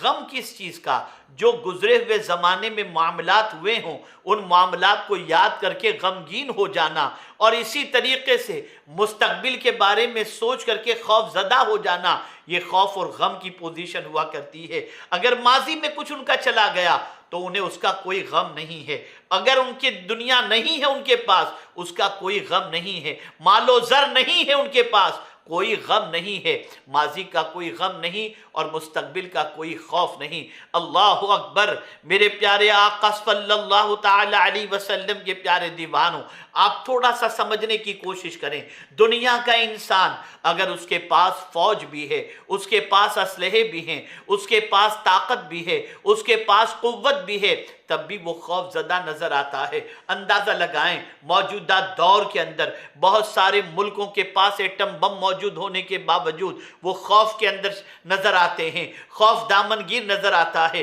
اللہ اکبر! لیکن ولیوں کے پاس نہ ایٹم بم ہوتا ہے، نہ ان کے پاس فوجی دستے ہوتے ہیں، لیکن باوجود اس کے ان کے دل میں خوف کیوں نہیں ہوتا؟ وجہ سب سے بڑی یہ ہے کہ کوئی بھی چیز بغیر قدرت کے چاہے مؤثر نہیں ہو سکتی۔ اگر چاہے میرا مولا تبھی اس کے اندر اثر پیدا ہو سکتا ہے۔ جیسا میں آپ کو مثال کے طور پر عرض کروں، چھری کا کام کاٹنا ہے، لیکن رب قدیر نے نہ چاہا تو حضرت اسماعیل کی گردن پر چھری نے اثر نہیں کیا۔ آگ کا کام جلانا ہے، مولا نے نہ چاہا تو حضرت ابراہیم علیہ السلام کو آگ نہ جلا سکی۔ ایسے ہی اگر دنیا کے انسان کے پاس ایٹم بم ہے، وہ 1000 کوشش کر لے، لیکن مولا اگر نہ چاہے تو اس کا کوئی اثر نہیں ہو سکتا۔ اس لیے اللہ کے ولی جانتے ہیں کہ مولا کے پاس سارا اختیار ہے، مولا کے پاس ساری قدرت ہے، مولا کے پاس ساری طاقت ہے۔ تو جس کے پاس طاقت ہے اس سے تعلق کو مضبوط کرو، اس سے تعلق کو استوار کرو، اس سے دوستی کرو، اس کے قرب کی دولت حاصل کرنے کی کوشش کرو۔ تو جب یہ دولت حاصل ہو جاتی ہے تو مولا ان کے سینے سے خوف نکال دیتا ہے۔ اسی لیے آپ دیکھیں سیدنا غوث پاک رضی اللہ المولا تبارک و تعالی عنہ اپنے مریدوں کے بارے میں فرماتے ہیں، اپنے مریدوں کو جھنجھوڑ کر کہتے ہیں، انہیں تسلی دیتے ہوئے کہتے ہیں، مریدی لا تخف اللہ ربی، میرے مریدو ڈرو نہیں، اللہ میرا رب ہے۔ اللہ اکبر! یہ جملہ بتا رہا ہے، یہ الفاظ بتا رہے ہیں کہ غوث پاک رضی اللہ تعالیٰ عنہ کو اپنے رب پر کتنا یقین تھا۔ اللہ اکبر! اگر میں یہ کہوں تو غلط نہ ہوگا کہ جب کوئی بندہ دنیا میں اللہ کی مرضی چاہے، جب کوئی بندہ دنیا میں اللہ کی اطاعت اور اس کے رسول کی اطاعت میں زندگی گزار دے اور قدم قدم پر صرف یہی چاہتا ہو، میرے مولا کی مرضی کیا ہے، میرے مولا کی پسند کیا ہے، میرے مولا کی چاہت کیا ہے، پھر اس کے بعد اسی چاہت کو انجام دینے میں جب وہ زندگی گزارتا ہے تو پھر مولا بھی خود کہتا ہے، بتا میرے بندے تیری رضا کیا ہے، تیری خواہش کیا ہے۔ اللہ اکبر! میرے پیارے آقا صلی اللہ تعالی علیہ وسلم کے پیارے دیوانوں، سیدنا غوث الثقلین قطب ربانی محبوب حقانی قندیل نورانی میرا شاہ شیخ سیدنا سید عبد القادر جیلانی رضی اللہ المولا تبارک و تعالی عنہ کو اللہ تعالیٰ نے یہ مقام عطا فرمایا تھا کہ آپ اللہ عز و جل کی بارگاہ کے اندر جو کچھ کہہ دیں مولا آپ کی باتوں کو قبول کر لیتا۔ مولا ان حضرت غوث پاک رضی اللہ تعالیٰ عنہ کے جملوں کو شرف قبولیت سے نوازتا، ان کی دعاؤں کو قبول فرما لیتا۔ اسی لیے سیدنا غوث پاک رضی اللہ تعالیٰ عنہ ارشاد فرماتے ہیں، ان یدی علی مریدی کالسماء علی الارض، بے شک میرا ہاتھ، میرا پنجہ میرے مرید کے اوپر اس طرح سایہ فگن ہے جیسے کہ آسمان زمین کے اوپر۔ اللہ اکبر! آسمان جس طریقے سے زمین پر سایہ فگن ہے، ایسے ہی غوث پاک رضی اللہ تعالیٰ عنہ فرماتے ہیں کہ میرے مرید پر میرا ہاتھ، میرا پنجہ اسی طریقے سے سایہ فگن ہے۔ دوسرے مقام پر غوث پاک رضی اللہ تعالیٰ عنہ فرماتے ہیں، ان لم یکن مریدی جیدن فانا جید، اگر میرا مرید طاقتور نہیں تو کوئی بات نہیں، میں تو اس کا آقا طاقت والا ہوں۔ اللہ اکبر! آپ اندازہ لگائیں، یہ غوث پاک فرماتے ہیں۔ اللہ اکبر! میرے پیارے آقا صلی اللہ تعالی علیہ وسلم کے پیارے دیوانوں، دوسری جگہ سیدنا غوث پاک رضی اللہ تعالی عنہ فرماتے ہیں، اگر میرا مرید میرا نام لیوا مشرق میں ہو اور میں مغرب میں ہوں اور اس کا ستر کھل جائے تو میں اس کی ستر پوشی اپنے ہی مقام سے بیٹھے بیٹھے کر دوں گا، اور تا قیامت میرے سلسلے والے اگر ٹھوکر کھا کر گرنے لگیں گے تو میں انہیں سنبھالتا رہوں گا اور سہارا دیتا رہوں گا۔ یہاں کسی کے ذہن میں یہ بات آ سکتی ہے،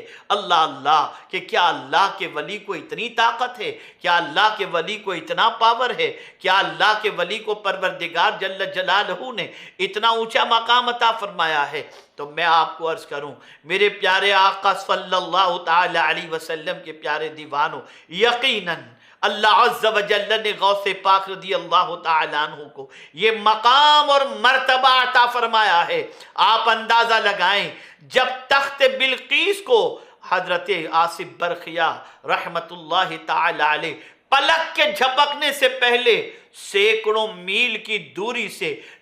ٹنوں وزن کا تخت پلک کے جھپکنے سے پہلے حضرت سلیمان علیہ السلام کے سامنے پیش کر سکتے ہیں،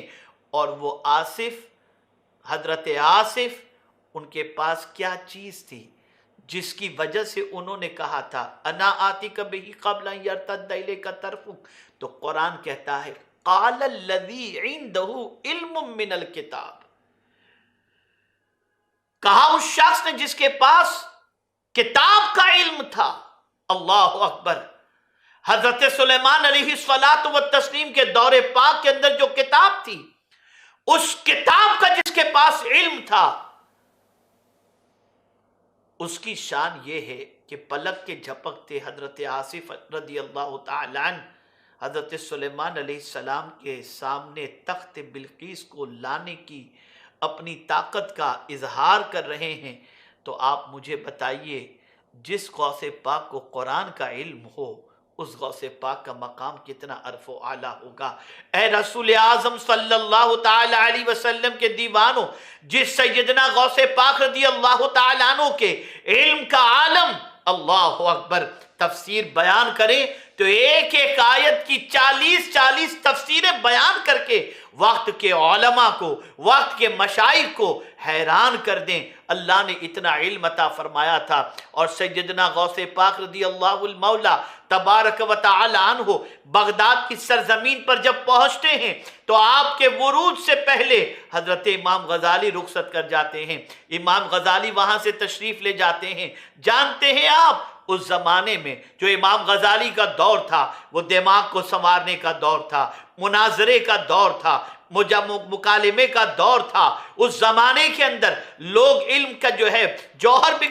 بکھیرتے تھے اور پوری رات مناظرے چلا کرتے تھے، صبح ہو جایا کرتی تھی، لیکن سوزے عقل کے ساتھ ضرورت تھی سوزے دل کی۔ اللہ تعالیٰ نے غوث پاک کو جب بغداد کی سرزمین پر بھیجا تو اب قال سے حال کی طرف توجہ مبذول ہو گئی۔ پہلے دماغ روشن ہوتا تھا، غوث پاک نے دلوں کو روشن کرنا شروع کر دیا، دلوں کو منور کرنا شروع کر دیا۔ میرے پیارے آقا صلی اللہ تعالی علیہ وسلم کے پیارے دیوانوں، آپ ذرا سوچیں، ایک واقعہ قلائد الجواہر کے اندر موجود ہے۔ سیدنا غوث پاک رضی اللہ المولا تبارک و تعالی عنہ مجمع میں تشریف لاتے ہیں۔ ابھی آپ نے اپنی زبان سے کچھ کہا بھی نہیں، بلکہ تھوڑی دیر گزری آپ خاموش تھے، لیکن مجمع کے اندر وجد کی کیفیت طاری ہو گئی۔ لوگوں نے گریبان پھاڑنا شروع کر دیا۔ اللہ اکبر! لوگوں نے حیرت و استعجاب کے عالم میں،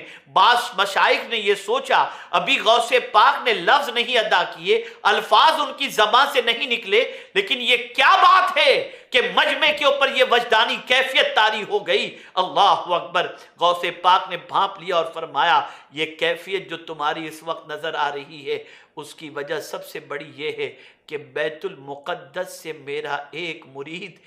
ایک قدم میں یہاں پر پہنچا ہے، اس کے آنے پر یہ کیفیت پیدا ہو گئی ہے۔ اللہ اکبر! اور وہ کیوں آیا ہے؟ غوث پاک فرماتے ہیں وہ میرے پاس توبہ کرنے کے لیے آیا۔ اب وہاں موجود علماء اور مشائخ حیران ہیں، پریشان ہیں کہ جس غوث پاک کے مرید کی کیفیت یہ ہے کہ ایک قدم میں بیت المقدس سے یہاں تک پہنچا ہو، بھلا وہ کس چیز کی توبہ کرنے آیا، کس بات کی توبہ کرنے کے لیے آیا؟ غوث پاک رضی اللہ تعالیٰ عنہ کی محفل میں بیٹھے ہوئے مشائخ اس وقت پریشانی کے عالم میں تھے، تو سیدنا غوث پاک رضی اللہ تعالیٰ عنہ نے فرمایا وہ اس بات پر توبہ کرنے کے لیے آیا ہے کہ اب وہ ہواؤں میں اڑ کر کے سفر نہیں کرے گا، اس بات کی توبہ کرنے کے لیے آیا ہے اور میرے پاس رہ کر کے وہ تربیت حاصل کرے گا۔ اللہ اکبر! میرے پیارے آقا صلی اللہ علیہ وسلم کے پیارے دیوانوں، سیدنا غوث الثقلین رضی اللہ المولا तबारक व तआला अन्हु को अल्लाह ने ऐसा रोब अता फरमाया था, ऐसी वजाहत अता फरमाई थी, ऐसी ताकत व कुव्वत अता फरमाई थी कि गौसे पाक रज़ी अल्लाहुल मौला तबारक व तआला अन्हु की निगाहे जलाल किसी पर पड़ जाए तो तड़पता हुआ लाशा जमीन पर गिर पड़े, और निगाहे शफकत किसी पर पड़ जाए तो उसकी दिल की दुनिया आबाद हो जाए। मेरे प्यारे आका सल्लल्लाहु अलैहि वसल्लम के प्यारे दीवानों, गौसे पाक के हवाले से अगर कोई कहे कि क्या वो गिरतों को संभालते हैं, क्या गौसे पाक रज़ी अल्लाह तआला अन्हु क़यामत में काम आएंगे, तो मैं अर्ज करता हूँ यकीनन वो गौसे पाक की ज़ात वो ज़ात है जो अल्लाह के मुकर्रब बंदे थे। सहाबाए किराम अलैहिमुर रिज़वान और ताबईन के बाद अगर अल्लाह ने सबसे बड़ा मर्तबा अपने बंदों में किसी को अता फरमाया तो वो गौसुस सकलैन कुतुब रब्बानी का मकाम है। अल्लाहु अकबर। मेरे प्यारे आका सल्लल्लाहु ताला अलैहि वसल्लम के प्यारे दीवानों, सैयदना गौसे पाक रज़ी अल्लाह ताला अन्हु मुत्तकी आज़म थे। सैयदना गौसे पाक रज़ी अल्लाह ताला अन्हु सुल्तानुल औलिया हैं। सैयदना गौसे पाक रज़ी अल्लाह ताला अन्हु महबूब रब्बुल आलमीन हैं। सैयदना गौसे पाक रज़ी अल्लाह ताला अन्हु मुत्तकी आज़म हैं। तकवा उन पर नाज करे। अल्लाहु अकबर। गौसे आज़म इमामुत तुक़ा वन्नुक़ा, जलवे शान कुदरत पे लाखों सलाम। अब आइए मैं आपको समझाता हुआ चलूं। यकीनन गौसे पाक रज़ी अल्लाह तआला अन्हु क़यामत में काम आएंगे। कुरान कहता है, अल्लाह अज़्ज़ व जल्ल की किताब कहती है कि क़यामत में जिगरी दोस्त एक दूसरे के दुश्मन बन जाएंगे मगर मुत्तकीन। अल अखिल्लाउ यौमइज़िन बअदुहुम लिबअदिन अदू इल्लल मुत्तकीन। अब मैं आपसे पूछना चाहता हूँ, कुरान कहता है जिगरी दोस्त तो क़यामत में एक दूसरे के बाद दुश्मन बन जाएंगे, लेकिन मुत्तकीन दुश्मन नहीं बनेंगे तो दोस्त ही तो बनेंगे। और दोस्त का मामला क्या है? तो कुरान ने कहा इन्नमा वलियुकुमुल्लाहु व रसूलुहु वल्लज़ीना आमनुल्लज़ीना युक़ीमूनस्सलाह व यूतूनज़्ज़काह व हुम राकिऊन व मन यतवल्लल्लाह व रसूलहु वल्लज़ीना आमनु फ़इन्न हिज़्बल्लाह हुमुल गालिबून। तुम्हारे दोस्त अल्लाह, उसके रसूल और मोमिनीन हैं। और मोमिनीन को जब कुरान ने खोला तो कुरान कहता है अल्लाहु अकबर, युक़ीमूनस्सलाह व यूतूनज़्ज़काह, जो नमाज कायम करते हैं और ज़कात देते हैं और जो रुकू अदा करते हैं। मेरे प्यारे आका सल्लल्लाहु अलैहि वसल्लम के प्यारे दीवानों, फिर कुरान ने आगे फरमाया अगर तुम गलबा चाहते हो तो वमन यतवल्लल्लाह व रसूलहु वल्लज़ीना आमनू फ़इन्न हिज़्बल्लाहि हुमुल गालिबून। जिसने अल्लाह और उसके रसूल और ईमान वालों से दोस्ती की यानी औलिया किराम से, तो ये अल्लाह का गिरोह है, बेशक ये गालिब आकर के रहेगा। मेरे प्यारे आका सल्लल्लाहु ताला अलैहि वसल्लम के प्यारे दीवानों, आप देखें औलिया किराम अलैहिमुर रिदवान के सदक़े में अल्लाह गलबा अता फरमाता है। गौसे पाक रज़ी अल्लाह ताला अन्हु के सदक़े में अल्लाह कामयाबी अता फरमाता है। गौसे पाक रज़ी अल्लाह ताला अन्हु के सदक़े में अल्लाह अज़्ज़ व जल जहन्नम से नजात और परवरदिगार जल्ल जलालहू मैशर के अंदर गुलामी गौस की बुनियाद पर हमें जो है परवाने नजात अता फरमाएगा। पता चला कुरान मुक़द्दस में रब्बे क़दीर ने फरमाया इल्लल मुत्तकीन, यानी क़यामत के दिन जिगरी दोस्त बाज के दुश्मन बन जाएंगे मगर मुत्तकीन। अब मुत्तकीन क्या होंगे? दुश्मन नहीं बनेंगे बल्कि वहां पर काम आएंगे। कैसे काम आएंगे? तो मेरे आला हजरत अजीमुल बरकत इमाम इश्क व मोहब्बत क्या ही खूब कहते हैं, इस निशानी के जो सग हैं नहीं मारे जाते, हश्र तक मेरे गले में रहे पट्टा तेरा।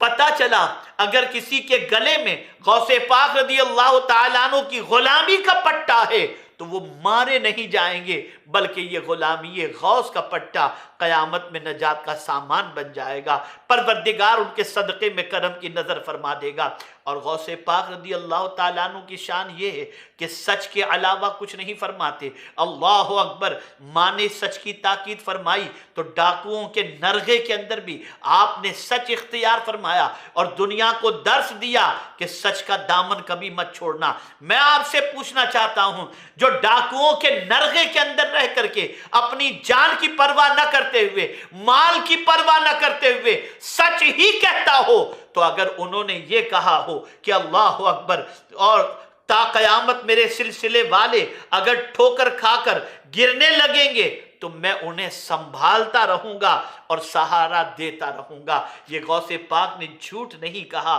یہ اس امید پر کہا ہے جو ان کا تعلق اپنے رب سے ہے، جو رب قدیر نے ان کو اختیار دیا ہے، جو رب قدیر نے ان کو پاور دیا ہے، جو رب قدیر جل جلالہ نے ان پر کرم کی نظر فرما کر انہیں مقام عطا فرمایا ہے۔ اس رب پر بھروسہ کرتے ہوئے وہ یہ بات کہتے ہوئے نظر آتے ہیں۔ میرے پیارے آقا صلی اللہ تعالی علیہ وسلم کے پیارے دیوانوں، اللہ اکبر، ایک مقام پر سرکار غوث اعظم رضی اللہ تعالیٰ عنہ ارشاد فرماتے ہیں،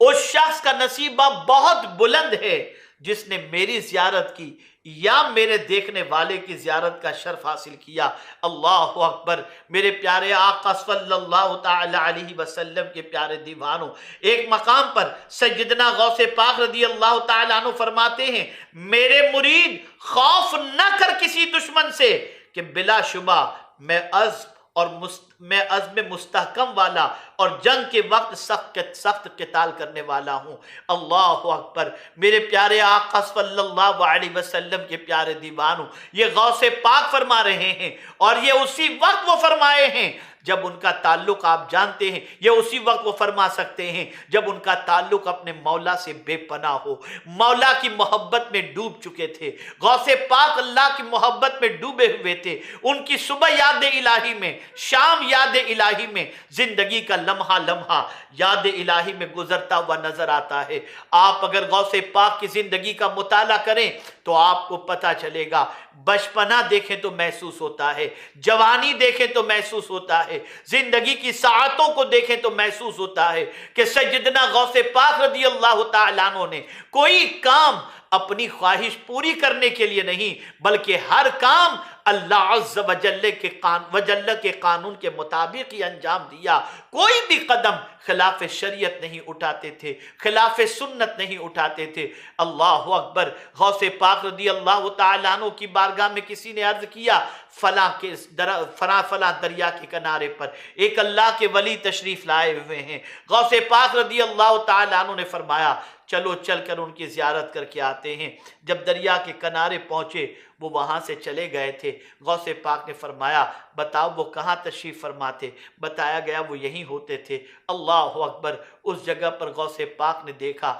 تو انگلیوں کے نشانات اس طریقے سے موجود تھے، کھلی ہوئی انگلیوں کے نشانات۔ غوث پاک نے فرمایا، یہاں جو شخص موجود تھا وہ اللہ کا ولی نہیں تھا۔ لوگوں نے پوچھا، حضور آپ نے انگلیوں کے نشان سے کیسے پہچان لیا کہ وہ اللہ کا ولی نہیں تھا؟ غوث پاک رضی اللہ تعالیٰ عنہ فرماتے ہیں، اس نے یہاں سجدہ ضرور کیا ہے، لیکن سجدے میں اس نے انگلیاں پھیلا کر رکھی، اور سجدے میں انگلیوں کو ملا کر رکھنا میرے نبی کی سنت ہے، اور جو نبی کی سنت کی خلاف ورزی کرے وہ اللہ کا ولی نہیں ہو سکتا۔ آپ اندازہ لگائیں، آج فرض ترک کرنے والے کو لوگ اللہ کا ولی مانتے ہیں، آج شراب اور جوے کے اڈے چلانے والے کو معاذ اللہ بہت سارے لوگ نہ جانے کیا کیا خطاب دیتے ہوئے نظر آتے ہیں، آج سٹے کے نمبر بتانے والے کو نہ جانے لوگ کیا کیا کہتے نظر آتے ہیں، حرام کاری کرنے والوں کو نہ جانے لوگ کیا کیا کہتے نظر آتے ہیں۔ اللہ اکبر، لیکن غوث پاک کی نگاہوں کے اندر خلاف سنت کام کرنے والا اللہ کا ولی نہیں ہو سکتا۔ اے رسول اعظم صلی اللہ تعالی علیہ وسلم کے پیارے دیوانوں، اس سے آپ اندازہ لگا سکتے ہیں کہ سیدنا غوث پاک رضی اللہ المولا تبارک و تعالی عنہ کو اللہ نے کیسی نظر عطا فرمائی تھی۔ آئیے غوث پاک رضی اللہ تعالیٰ عنہ سے متعلق ایک اور واقعہ آپ سماعت فرمائیں اپنے ایمان کی تازگی کے لیے۔ ایک دفعہ سرکار غوث اعظم رضی اللہ تعالیٰ عنہ اہل بغداد کی نظروں سے غائب ہو گئے، اہل بغداد کی نظروں سے غائب ہو گئے۔ لوگ تلاش کرنے نکلے، جب تلاش کرتے کرتے سیدنا غوث پاک رضی اللہ تعالیٰ عنہ کو دریائے دجلہ کے قریب پہنچے تو کیا دیکھا؟ دریائے دجلہ پر غوث پاک رضی اللہ تعالیٰ عنہ دریائے دجلہ پر سطح آب پر، پانی پر غوث پاک رضی اللہ تعالیٰ عنہ چل رہے ہیں، اور دریا کی مچھلیاں غوث پاک رضی اللہ تعالیٰ عنہ کے قدم کو چوم رہی، قدم کا بوسہ لے رہی ہے غوث پاک رضی اللہ تعالیٰ عنہ کے. پھر دیکھتے ہی دیکھتے ایک بہترین قسم کا حسین مسلح فضا میں معلق ہو کر بچھ گیا. بہترین مسلح ہوا کے اندر معلق ہو کر بچھ گیا. اس مسلح پر کیا لکھا ہوا تھا؟ اس مسلح پر لکھا ہوا تھا الا ان اولیاء اللہ لا خوف علیہم ولا هم یحزنون. اور دوسری سطر میں لکھا ہوا تھا سلام علیکم اہل البیت انہ حمید مجید. میرے پیارے آقا صلی اللہ تعالی علیہ وسلم کے پیارے دیوانوں، اتنے میں بہت سارے لوگ اس مسلح کے قریب جمع ہو گئے. یہ کون دیکھ رہے ہیں؟ یہ دریائے دجلہ کے کنارے پر اہل بغداد جو ہیں یہ مشاہدہ کر رہے ہیں کہ غوث پاک رضی اللہ تعالیٰ عنہ ہوا میں معلق مسلح پر تشریف فرما ہے، اور غوث پاک رضی اللہ تعالیٰ عنہ کے قریب ایک جمع غفیر جمع ہو گیا. اور اس کے بعد یعنی یہ ظہر کا وقت تھا، کسی نے تکبیر کہی اور غوث پاک رضی اللہ تعالیٰ عنہ نے امامت فرمائی. جیسے ہی آپ نے اللہ اکبر کہا، حاملان عرش آپ کے ساتھ تکبیر کہتے، اور جب تسبیح پڑھتے تو ساتوں آسمان کے فرشتے آپ کے ساتھ تسبیح پڑھتے تھے، اور سمیع اللہ لمن حمدہ کہتے تو آپ کے لبوں سے نکل کر سبز رنگ کا نور آسمان کی طرف جاتا. اللہ اکبر. جب نماز سے فارغ ہوئے تو یہ دعا فرمائی. اب غور سے سنیں جو غوث پاک نے دعا فرمائی. غوث پاک رضی اللہ تعالیٰ عنہ نے یہ دعا فرمائی،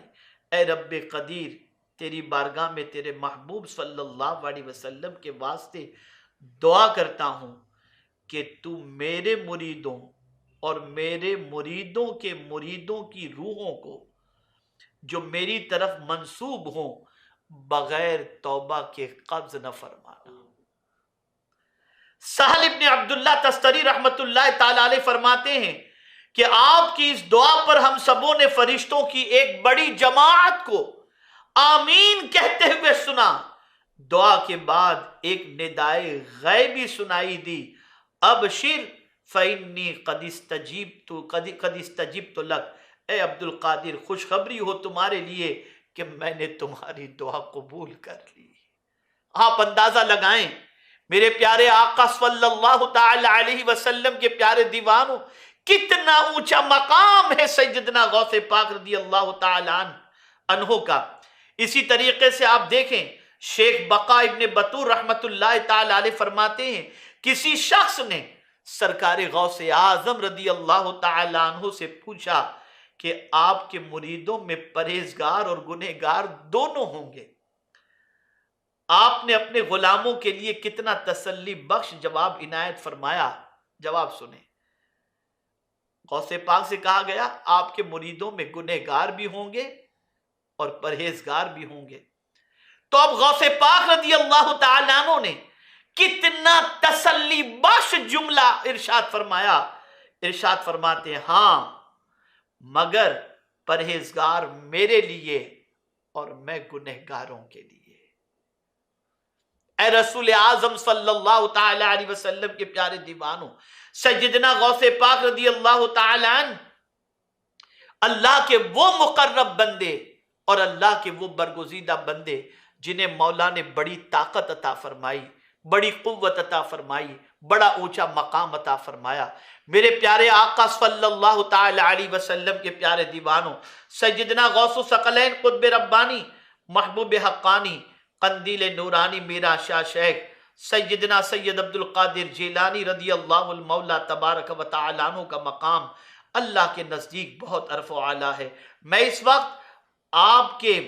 اخلاق اور آپ کی عادات سے متعلق کچھ گفتگو کرنے کی بجائے مختصر یہ گفتگو کرنے کے بعد اب آئیے، میں نے وعدہ کیا تھا کہ میں انشاءاللہ العظیم تعلیمات غوث الثقلین رضی اللہ تعالیٰ عنہ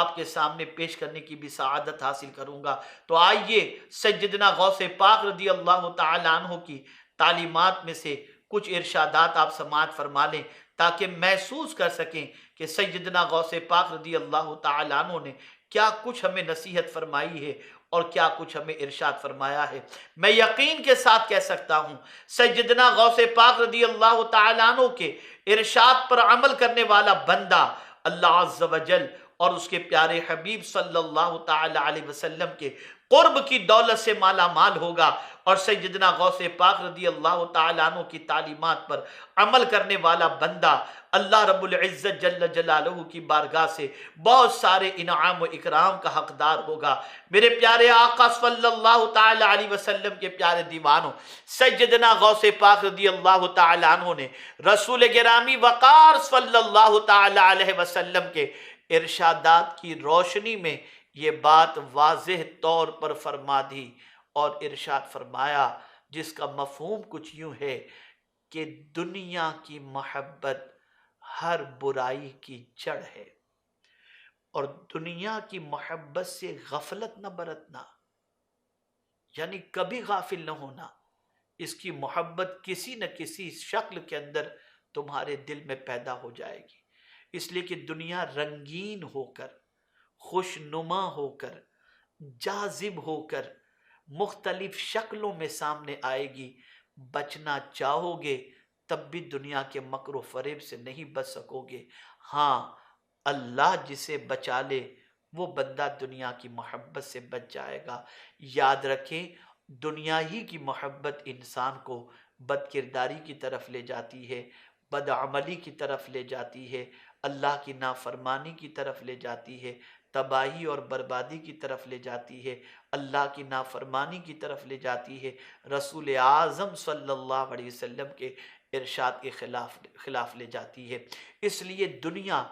جب کبھی سنور کر کے ہمارے سامنے آئے ناجائز شکل کے اندر، تو ہمیں سمجھ لینا چاہیے کہ اس سے غفلت نہ برتو، یہ ہمیں اپنے پنجے میں گرفتار کر لے گی۔ اللہ کی بارگاہ میں ایسی دنیا سے پناہ مانگو جو دنیا تمہاری آخرت یا ہماری آخرت کو برباد کر دے۔ یاد رکھو، آقا کریم صلی اللہ علیہ وسلم نے ارشاد فرمایا، دو محبتیں ایک دل میں جمع نہیں ہو سکتی۔ جس کے دل میں دنیا کی محبت ہے اس کے دل میں آخرت کی محبت نہیں ہوگی، اور جس کے دل میں آخرت کی محبت ہے اس کے دل میں دنیا کی محبت نہیں ہوگی۔ میرے پیارے آقا صلی اللہ تعالی علیہ وسلم کے پیارے دیوانوں، سیدنا غوث پاک رضی اللہ المولا تبارک و تعالی عنہ زبان کو لگام دینے کے حوالے سے تاکید فرماتے ہیں، اور فرماتے ہیں ہر گناہ کی جڑ زبان ہے۔ ارشاد فرماتے ہیں زبان کے گناہ بہت سخت ترین ہوا کرتے ہیں۔ آج ہم دیکھتے ہیں کہ لوگ ادھر کی ادھر، ادھر کی ادھر کرتے ہیں، اور زبان کا استعمال غیبت میں، چغلی کے اندر اس میں کرتے ہوئے دکھائی دیتے ہیں۔ یاد رکھیں، یہ زبان کی جس نے حفاظت کی، اللہ کے رسول صلی اللہ علیہ وسلم نے اس کی جنت کی ضمانت لی ہے۔ اللہ اکبر! میرے پیارے آقا صلی اللہ علیہ وسلم کے پیارے دیوانوں، اس لیے غوث الثقلین قطب ربانی محبوب حقانی اپنی زبان سے کم الفاظ استعمال کرتے، اور ضرورت کی ہی باتیں آپ کی زبان اقدس سے نکلا کرتی، فضول گوئی سے ہمیشہ آپ بچا کرتے، اور فرمایا کرتے کہ کثرت کلام گناہوں میں گرفتار ہونے کی وجہ ہے۔ اور یاد رکھو، آقا کریم صلی اللہ علیہ وسلم نے فرمایا من صمت فقد نجا، جو چپ رہا اس نے نجات پائی۔ میرے پیارے آقا صلی اللہ علیہ وسلم کے پیارے دیوانوں، زبان کی بے شمار آفتیں ہیں، اپنی زبان کی حفاظت کرو، سچائی کے دامن کو تھامے رکھو، اللہ کے ولیوں سے دوستی کرو، ان کی محبت کا چراغ اپنے سینے میں روشن کرو، اور خاص طور پر سیدنا غوث الثقلین قطب ربانی محبوب حقانی قندیل نورانی میرا شاہ شیخ سیدنا سید عبد القادر جیلانی رضی اللہ تعالیٰ عنہ کی محبت کا چراغ اپنے سینے میں روشن کرو۔ اللہ اکبر! میرے پیارے آقا صلی اللہ تعالیٰ علیہ وسلم کے پیارے دیوانوں، یا غوث المدد کہنا شرک نہیں، یا غوث اغیثنی کہنا شرک نہیں، بدعت نہیں، اس لیے کہ اللہ کے بندوں کو مدد کے لیے پکارنا یہ شرک و بدعت نہیں۔ خود رسول اعظم صلی اللہ علیہ وسلم کے ارشاد گرامی کی روشنی میں اگر آپ سمجھیں، ایسی جگہ پر آپ جائیں جہاں جانے کے بعد جنگل و بیابان میں آپ کوئی تکلیف میں گھر جائیں اور اللہ نہ کرے کوئی وہاں آپ کی مدد کرنے والا نہ ہو اور آپ پریشانی میں گھر جائیں، ایسی سچویشن میں کیا کرنا چاہیے؟ تو آقا کریم صلی اللہ علیہ وسلم نے ارشاد فرمایا ہے، اس وقت آپ کہیں یا عبداللہ اعیننی یا عباد اللہ اعیننی، اے اللہ کے بندو یا اللہ کے بندے میری مدد کرو۔ تو ظاہر سی بات ہے جنرل بندے کو مدد کے لیے پکارنا جب شرک نہیں ہو سکتا تو سلطان الاولیاء کو مدد کے لیے پکارنا کب شرک ہو سکتا ہے، کب بدعت ہو سکتا ہے؟ اللہ کرے کہ غوث پاک رضی اللہ تعالیٰ عنہ کا کرم اور ان کا فیض دنیا میں بھی ہم پر جاری رہے اور میدان محشر میں بھی آپ کے فیضان کرم سے ہم مالا مال ہوں۔ میرے پیارے آقا صلی اللہ علیہ وسلم کے پیارے دیوانوں، سیدنا غوث پاک رضی اللہ تعالیٰ عنہ کی مزید تعلیمات اور غوث پاک رضی اللہ تعالیٰ عنہ کے اخلاق کریمانہ کے حوالے سے مزید باتیں انشاءاللہ العظیم شب 11ویں کو میں آپ کے سامنے عرض کرنے کی سعادت حاصل کروں گا۔ اللہ رب العزت جل جلالہ آقا کریم رؤوف الرحیم علیہ التحیۃ والتسلیم کے صدقہ و طفیل مجھ پر، آپ پر، سب پر فیضان غوث اعظم کو جاری و ساری رکھے اور ہم سب کو فیضان غوث اعظم سے مالا مال فرمائے۔ وما علینا الا البلاغ المبین۔ السلام علیکم ورحمۃ اللہ تعالی وبرکاتہ۔ اللهم صل على سيدنا ومولانا محمد طب القلوب ودوائها وعافية الأبدان وشفائها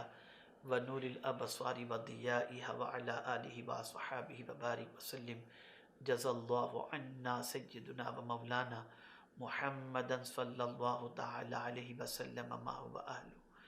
اللهم ربنا آتنا في الدنيا حسنة وفي الآخرة حسنة وقنا عذاب النار۔ اللهم ربنا اغفر لي ولوالدي ولأستاذنا ولشيخنا ولمشايخنا وللمؤمنين والمؤمنات يوم يقوم الحساب۔ اللهم إنا نجعلك في نحورهم ونعوذ بك من شرورهم۔ اللهم ربنا لا تجعلنا فتنة للقوم الظالمين ونجنا برحمتك من القوم الكافرين۔ يا حي يا قيوم برحمتك نستغيث، یا حی یا قیوم برحمتک نستغیث، یا حی یا قیوم برحمتک نستغیث۔ یا اللہ یا رحمان یا رحیم، دل مارا کن مستقیم بحق ایاک نعبد و ایاک نستعین۔ پروردگار غوث پاک رضی اللہ المولا تبارک و تعالیٰ عنہ کے صدقہ و طفیل ہم سب کی خطاؤں کو معاف فرما۔ غوث پاک رضی اللہ تعالیٰ عنہ کے صدقہ و طفیل ہم سب کو گناہوں سے نفرت کی توفیق عطا فرما۔ غوث پاک رضی اللہ تعالیٰ عنہ کے صدقہ و طفیل ہم سب کی زندگی کو قانون الہی اور قانون رسول صلی اللہ علیہ وسلم کا پابند بنا۔ پروردگار غوث پاک رضی اللہ تعالیٰ عنہ کے صدقہ و طفیل پوری دنیا کے مسلمانوں سے مصیبتوں کے بادل کو دور فرما۔ غوث پاک رضی اللہ تعالیٰ عنہ کے صدقہ و طفیل پوری دنیا کے مسلمانوں پر کرم کی نظر فرما۔ غوث پاک رضی اللہ تعالیٰ عنہ کے صدقہ و طفیل